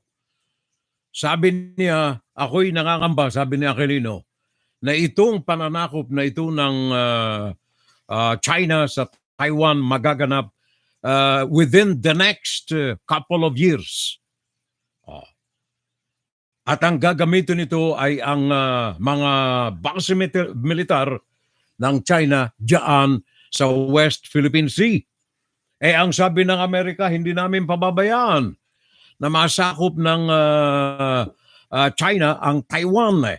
Maging ang Pilipinas ay hindi namin pababayaan. Kaya sana mapakinggan ng administrasyon, kung hindi ng administrasyon yung mga militar natin. May boses kayo naman dyan kailangan ay upuan ninyo ang presidente, pag-usapan ninyo ng maigi etong bagay na ito. Pakinggan natin itong pahayag ni Associate Justice at isang Ren. bayan convener Conchita Carpio Morales ang umano'y urong-sulong na reaksyon ng pamahalaan sa patuloy na panghihimasok ng China sa West Philippine Sea. Keep talking lang yata naman tayo, and then after being aggressive or assertive for a while, laylo na naman tayo, and then lumabas na naman yung katapangan ng China. Parang wala siyang paki for as long as it believes that it can put us down. It will continue to be scaring us, to showing its might. Bukod sa Estados Unidos at ambassador ng Japan, nagpahayag na rin ng suporta sa Pilipinas ang ambassador ng Canada na tutol sa mga kilos ng China. Nagpahayag din ng pagkabahala ang ambassador ng Australia at ng United Kingdom sa mga kilos na nagpapaigting ng tensyon sa South China Sea. Sagot ng Chinese Embassy, bigong makaintindi at gumawa ng sariling paghuhusga ang mga diplomat na ito at tinawag na irresponsable ang kanilang mga pahayag na sumusunod lang umano sa isang script. Willard Cheng, ABS-CBN News. Thank you, Willard. Yung mga bansa po ng Canada, ng Australia, by the way, may mga sanctions ang China sa Austria. Kaya umiigting ang hidwaan din ng dalawang bansa. Ang India, ang Australian, meron silang Quad 4, kung tawagin. Ito ay binuo rito. In fact, maging ang NATO North Atlantic Treaty Organization, ay may panukalang bumuo ng counterpart ng NATO dito sa Asia. Sa Asia, South Pacific. Counterpart ng NATO. Kung ano ang pagkakabuo ng NATO doon sa Europa, gagawa rin sila ng kanilang counterpart headed by the United States with Australia, Japan, India, Canada. Bubuo sila ng panibagong NATO dito sa South Pacific. Gawa ng sabi nila sa kasalukuyan, mas mainit ang tensyon dito at ang agresibo rito ay ang komunistang More China. countries expressed support for the presence of Chinese ships at the Julian Felipe Reef. Canada's ambassador to the Philippines, Peter MacArthur, says China's actions in the disputed waterway escalates tensions and undermines regional stability. Australian Ambassador Stephen Robinson, meanwhile, stressed the South China Sea is governed by international rules and norms. British Foreign Minister Nigel Adams says he has spoken to his Filipino counterpart, Teodoro Locsin Jr., about the South China Sea issue. These statements follow those of Japan and the U.S., where they expressed opposition to actions which threaten peace in the region. But the Chinese embassy hits back at both Washington and Tokyo. In one of its most recent statements, the Chinese embassy said Japan is driven by its selfish aim to check China's revitalization. The Philippine military vows to increase its presence in the West Philippine Sea. Armed Forces Chief of Staff Cirilito Sobihana gave that assurance on Wednesday after Thank authorities you. confirmed nearly 200 Chinese vessels remain moored at the Julian Felipe Reef, despite Manila already issuing a diplomatic protest. The AFP also reiterated to Beijing the demand of Defense Secretary Delfin Lorenzana for its vessels to leave the. But China continues to insist those ships only sought shelter in the reef due to bad weather. Sinungaling. Alam mo, maganda itong pagkakasulat ni paring Jeffrey Espinasiao. Sabi niya, to die for a cause, especially defending our dignity as a nation, is a gift to the next generation. As the example of our first heroes like Andres Bonifacio, Jose Rizal, Mabini, and others who gave their lives to the country. Armed Forces of the Philippines, Department of National Defense, do not be cowards. Sabi ito ni Jeffrey Espinasiao. Meron pa palang dagdag. Patunayan ng ating AFP at ng ating DND na ang sinumpaan nila na tungkulin ay kaya nilang panindigan sa harapan ng Diyos at ganon din sa harapan ng bayan. Maganda, pare ko. Thank you. Beautiful. Sana nga magising tayo riyan, ano ha? At sana doon sa mga nabubulagan, sana magising na rin eh. De Vera Mondala Leo de Lope. Sabi niya, good morning, Furel. At sabi ni Jeff, malakas ang loob. Okay. Ayos na yan, pare ko. Ayos na yan, ano ha? So, ito pong mga ginagawa natin dito, mga kapitbahay, meron itong halong personal na damdamin para sa pagmamahal sa bayan at personal na damdamin para sa pagmamahal sa inyo, aking mga kababayan. Wow, happy birthday. Ooh, wow, celebrate. We've been waiting all year to celebrate with you. That day is finally here, and so we sing for you. Ooh, wow, celebrate. Happy birthday nga pala sa mga may kaarawan ngayong araw na ito. Mali na naman ang nadampot kong listahan eh. Birthday sa mga may kaarawan today. Araw ng Sabado, Abril 3, mga kapitbahay. Ang mga ito ay sina Juan Dicente. Maganda. Maganda ang pangalan. Maganda ang abilyado. Juan Dicente. Happy birthday today, Rosalita Estrada. Happy birthday today. Si Bia Jacinto. ang ating maganda't kaakit-akit na artista. Ngayong araw na ito ang kanyang kaarawan, nahulog yung alpumbro ng aking upuan eh. Bea Jacinto, happy birthday today. Si Florida Pangilinan Nunez, also today. Teresita Capucao, also today. At saka si Kay Sierras, or Sierras. Kay Sierras. Sila ang mga birthday celebrants natin ngayong araw na ito. Araw ng Sabado mga kapitbahay at rest ng buwan ng Abril. Bukas naman ang ating mga celebrants ay si Tony Abeliar, Belen Castillo Sevilla, si Bellagio Rodela Privado. Naandyan pa, nanonood sa atin ngayon eh. Ang kanyang birthday ay bukas Sunday, Bellagio Rodelas Privado. And then si Josie Macaraeg, ang aking kaibigan, Eddie Pilapel, also tomorrow. At saka si Royce Legaspe. Sila mga may kaarawan sa araw ng bukas Sunday mga kapitbahay. And then sa Lunes, si Luis Abuyo ay kaarawan niya sa Monday, Abril 5.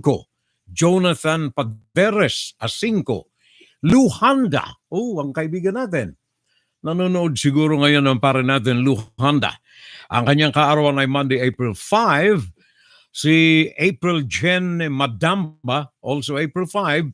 Jason Ansalvo, Maribel Ines Banses Salvo, Randy Monte, Norman Madrid, and Florida Angel Hayere.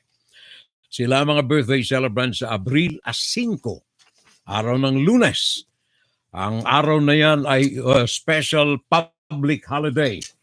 Sa baka dyan ay wedding anniversary namin ni Manay. Ang pangako sa akin ng aking may bahay, ang selebrasyon namin ay paghahainan niya ako ng first class, espesyal na lugaw. Kita mo, ang daming mga kwan eh. Espesyal na lugaw ang isisilbi sa akin ng aking may bahay sa Lunes, araw ng aming mga puso. Monday, April 5. Happy wedding anniversary, Neng. Sabi ng aking asawa, happy 51st wedding anniversary to us. April 5. I love you, Neng. May nagtatanong pala sa akin nung isang linggo, ano ang pangalan ba ng asawa mo ay Neng?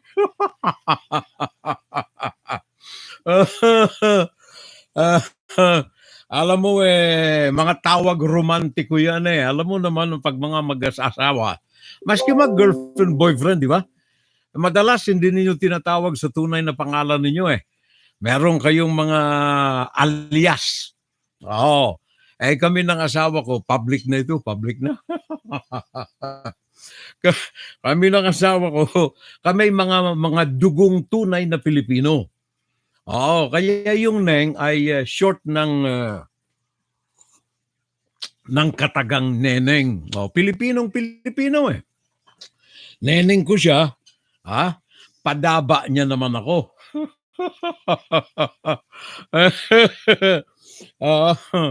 Kaya Neng ang tawag ko sa kanya.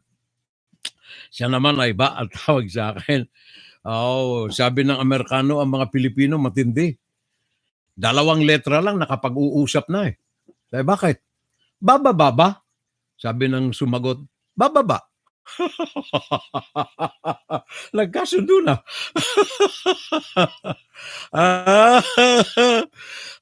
Sabi ni Juan Jundity Valencia, pare ko, ang sarap naman.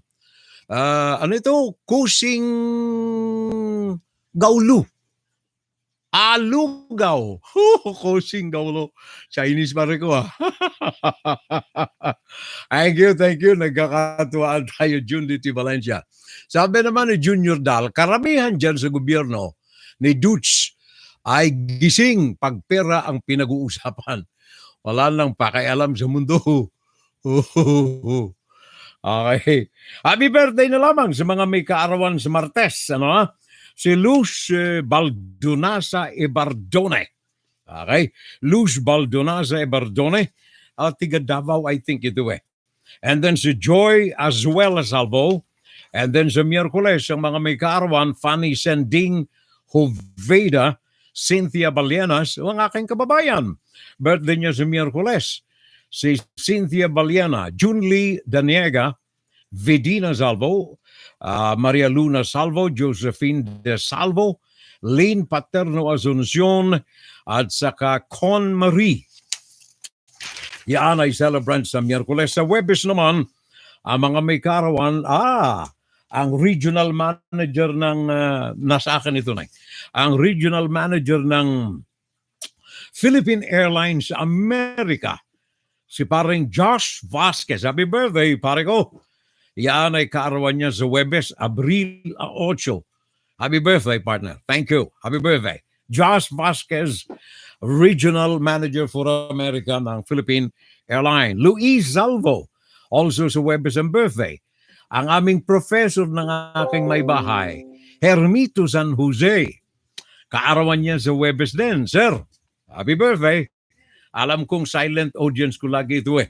Nanonood siya lagi si Professor Hermito San Jose. Kaarawan niya sa Webes, Abril 8.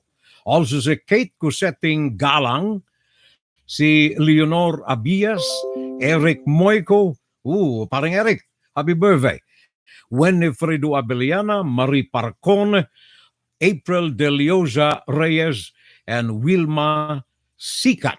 Yan sa Webes. Sa Biyernes naman, April Pante, Evelyn Narishma Salvo, Maria Teresa Dianan Crespo, si Ganda Baet at saka si Celestino Otome. Sila mga last celebrants natin sa araw ng Biyernes. Thank you. Happy birthday. Wow, happy birthday. Wow, celebrate. We've been waiting all year to celebrate with you. That day is finally here, and so we sing for you.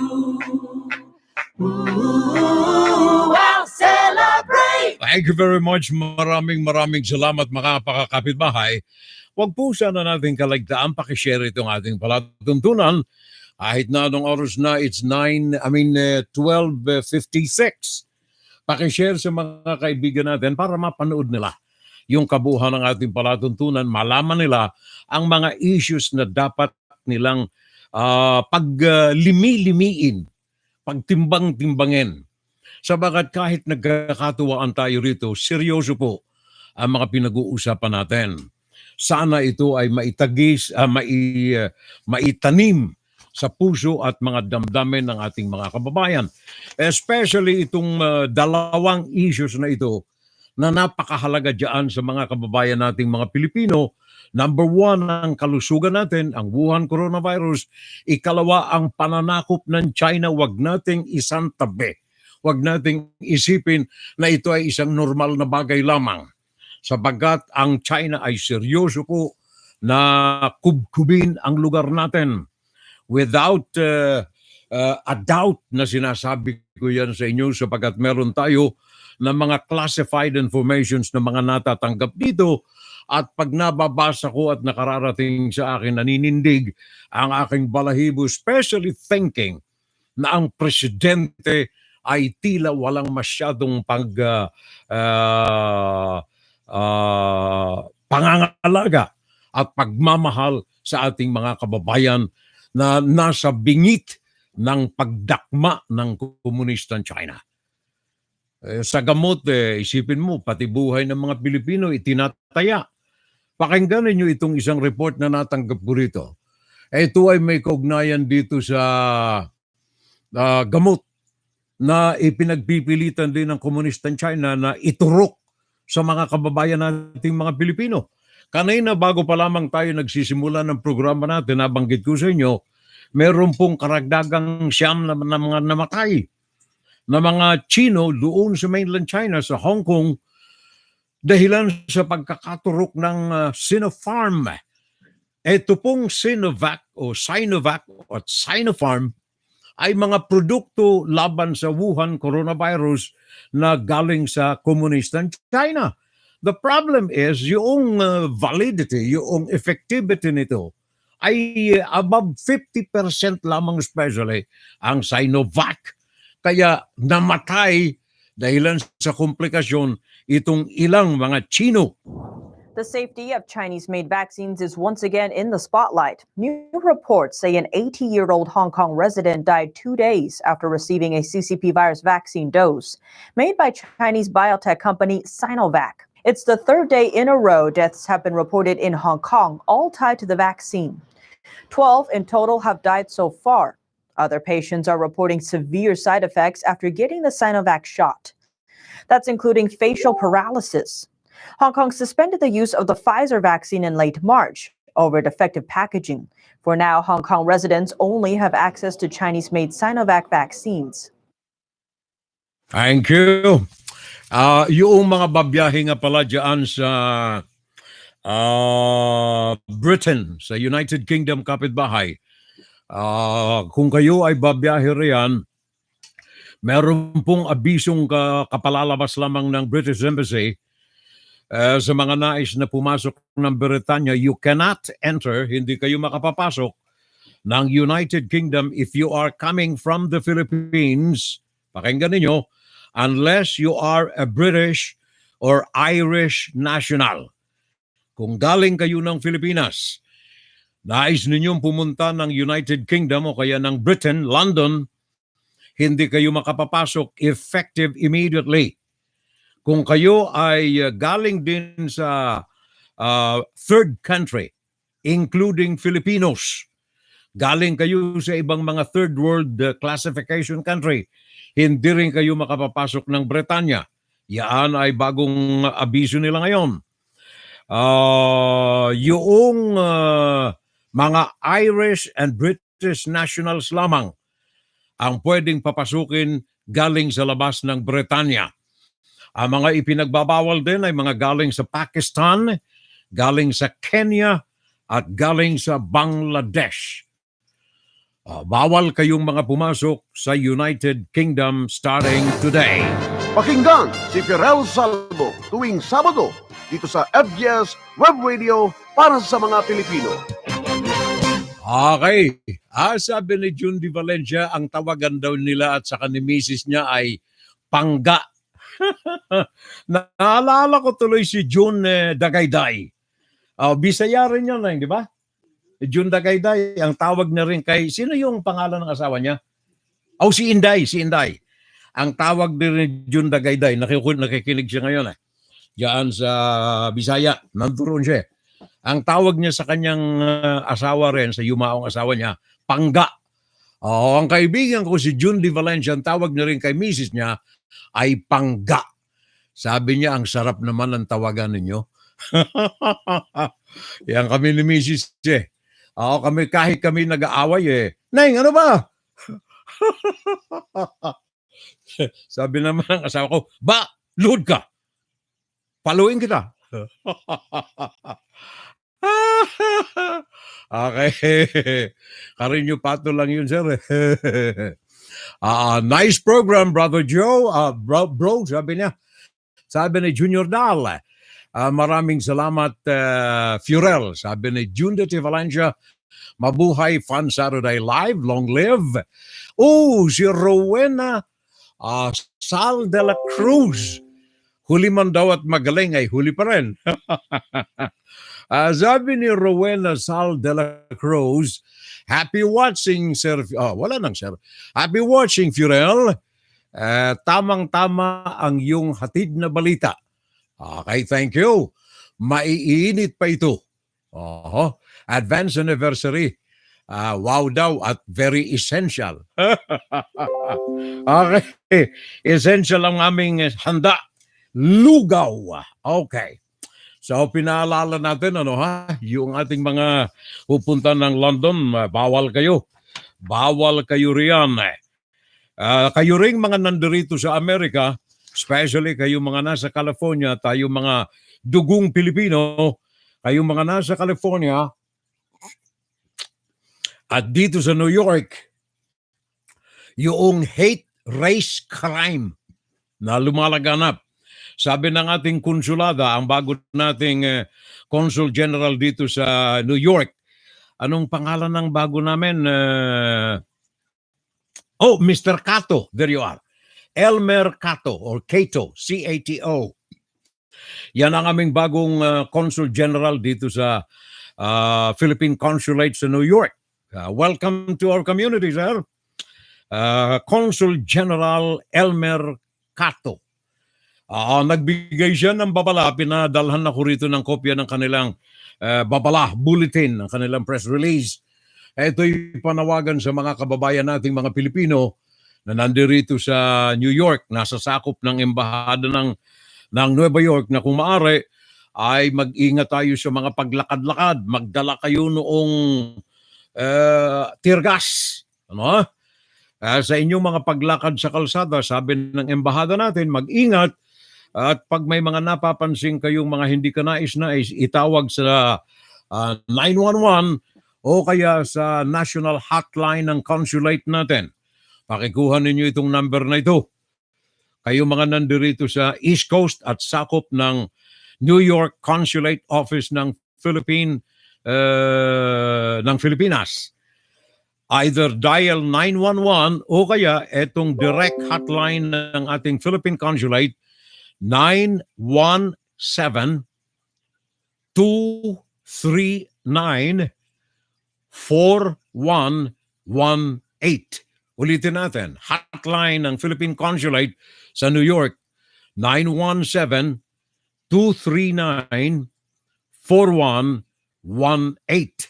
Yan ang ating konsulada ng Pilipinas dito sa Nueva York.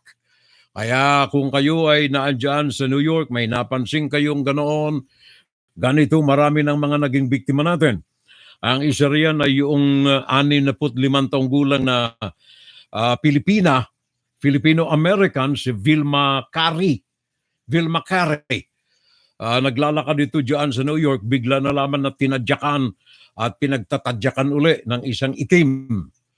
Buti na lamang nahuli na itong lalaki na ito at nasa kustodiya na. And then itong kaibigan natin, Pilipino rin ito, Noel Quintana, 61 years old, nilaslas yung kanyang mukha. At buti na lamang ito po ay hindi masyadong pero nasira yung kanyang pagmumuka.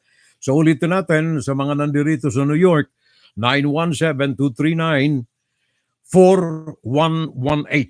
Yan ang special na hotline, red line ng ating mga kababayan dito sa Amerika. Eva Inocencio, happy wedding anniversary to you both. A lovely couple on Monday. Wow, wonderful to see. Love getting stronger over the years. Lagi naman. Lagi naman. Yan ay si Eva Inocencio. De Vera Mondala Leo de Lope, sabi niya, sobra sa pagbalita sa China virus para ang issue ay maalis sa pagdami ng China sa teritoryo ng Pilipinas. Puro salot ang ginagawa ng China at suportado pa ito ni Blank Digong. Hindi ko na binuo, sir. De Vera Mondala Leo de Lope. Okay. So, kayo po namang mga naandyan din sa Russia and then Ukraine. Medyo ang armada ng Russia ay pinagugulong ngayon sa hangganan ng Ukraine at saka ng Russia at medyo nayayanig ang lugar na yan sa mga sandaling ito at kaya inaabisuhan natin especially yung mga kababayan natin na naandyan sa mga lugar na yan. Balita. Vladimir Putin has sent huge numbers of tanks to the Ukrainian border in an awesome display of military might amid reports of missiles also deployed in what has been described by the EU as a conscription campaign. And Ukraine's Foreign Minister Dmytro Kuleba today confirmed he had spoken to the Organization for Security and Cooperation in Europe, OSCE, of which Britain is a member, to alert them about Russia's systemic aggravation. Footage tweeted by the Intel Crab purportedly shows scores of tanks, armored cars and other vehicles loaded on a train heading for Crimea, the region which Mr. Putin annexed from Ukraine 7 years ago. The military analyst, who describes themselves as an open-source intelligence aggregator and content contributor for the @Strat Sentinel Twitter feed, commented, Russian forces are deploying massive amounts of military hardware into #Crimea. One of the largest deployments I've seen in recent memory. They tweeted similar clips yesterday, post season is well underway across Russia, but the size and scale of deployments are far from what typically occur in the region. There are also unconfirmed reports of advanced missile systems being transferred, a.la.u. Speaking today, Mr. Kuleba said he had spoken to OSCE, the world's largest security-oriented intergovernmental organization, about what he called Russia's systemic aggravation of the security situation in eastern Ukraine and Crimea. Thank you. Maraming salamat. So paalala ko po lamang yan, kaya natin isiningit dyan sabagat may mga kababayan tayong mga Pilipino na nandyan ho nakatira sa mga lugar na nabanggit natin, sa Ukraine and then sa Russia, may mga kababayan tayong mga Pilipino na nandoon. Kaya ipinaalaala po lamang natin yan, nagbabadyang panganib dahilan sa agresibong kilos ng Russia laban sa Ukraine. Dito rin sa Asia ang pahayag na kanilang ipadadala ang kanilang military, magde-deploy ng military diyan sa Taiwan, oras na mapansin nila na ang China, ang komunistang China, ay may mga agresibong hakbang laban sa Taiwan. Ganon din ang Australia. Sabi nila, nakaalalay sila sa Taiwan kung ang China ay magpakita ng kilos agresibo. Well, ang Amerika sa magitan ng ilang mga congressmen ay nagpahayag na hindi nila pababayaan ang Taiwan at bubuo sila ng panibagong NATO organization katumbas nito dyan sa Asia. Kami po'y mamamaalam muna mga kapitbahay, Medi Foster Losa, sabi niya si Bongo, akala lang natin dakilang alalay, pero parang siya ang may hawak ng susi sa likod ni Digong. Sabi yan ni Medi Foster Loza. Parang hindi ka nagkakamali, Medi.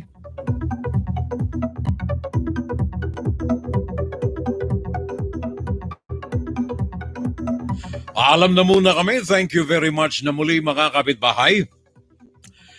Sa walang sawa ninyong pagtangkilik po sa inyong abang lingkod at dahilan sa mainit na pagtangkilik ninyo ay mainit din ang aking pagsusumigasig, pagsusumikap na matumbasan ang pagtitiwala na yan ng kakayahan natin na ihatid sa inyo ang mga totoo lamang na mga balita, walang kasinungalingan, mga katotohanan para sa aalsa at ikabubuti ng ating mga damdamin, ng ating mga pakiramdam at ng ating pag-asa para sa ating inang bayan na tinubuhan. Fiorel Salvo po ang inyong abang lingkod, 57 taon na ngayong buwan ng Abril na naglilingkod ng ating tausa-puso sa mga kababayan natin. To all of you, maraming salamat. Magandang umaga. Magandang tanghali, magandang hapon, magandang gabi, good morning, good noon, good afternoon, and good evening. Diyos mabalos, maray na aga, maray na udto, maray na hapon, maray na banggi sa lambansaro sa mga kahimanwa. I love you all, as I always say. Salamat, Fiorel. Next week uli, sabi ni Roddy Santos. Thank you, sir. Coro Maru. So grateful, sabi niya. Thank you. Hanggang next time, again sasabihin ko sa inyo, I love you all. Buhat sa kaibuturan ng aking puso. Kakaya ng pagmamahal ko sa aking pamilya, higit sa lahat, sa aking kaalalay lagi sa hirap at ginhawa. Happy 51st wedding anniversary, my wife, my love, my sweetheart, my partner, Naing, I love you. Thank you. God bless us all. Huwag nating pabayaan ang Pinas. Huwag nating pabayaang magsimba bukas, Sunday. Linggo ng pagkabuhay. Para sa ating lahat, linggo ng ating bagong buhay. Sabagat tinubos niya ang ating mga pagkakasama. Love you all. Bye-bye. Sabi ni Ate Mir lang nga pala na andyan daw siya nanonood. Happy wedding anniversary, Furel and Hilda. Grace Recto Mirasol Palencia. A blessed Black Saturday to you and all. Happy Easter. Baka may mga susunod pa. Naka-on pa ang ating background music. Baka may susunod pa. Okay, sa inyo lahat ha. Bye-bye. Ingat kayo. Kayo mga nandito sa New York, sa California. Pag lumalakad kayo ha. Bye-bye.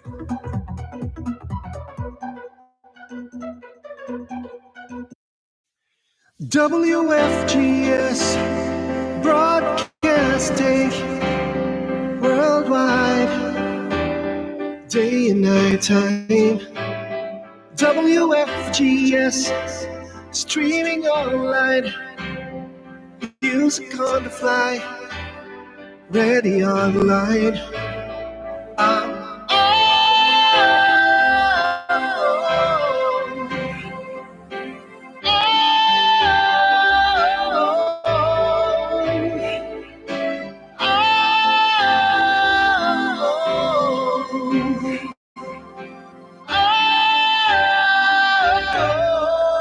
Listen to the top songs of great performance now streaming on W.FGS.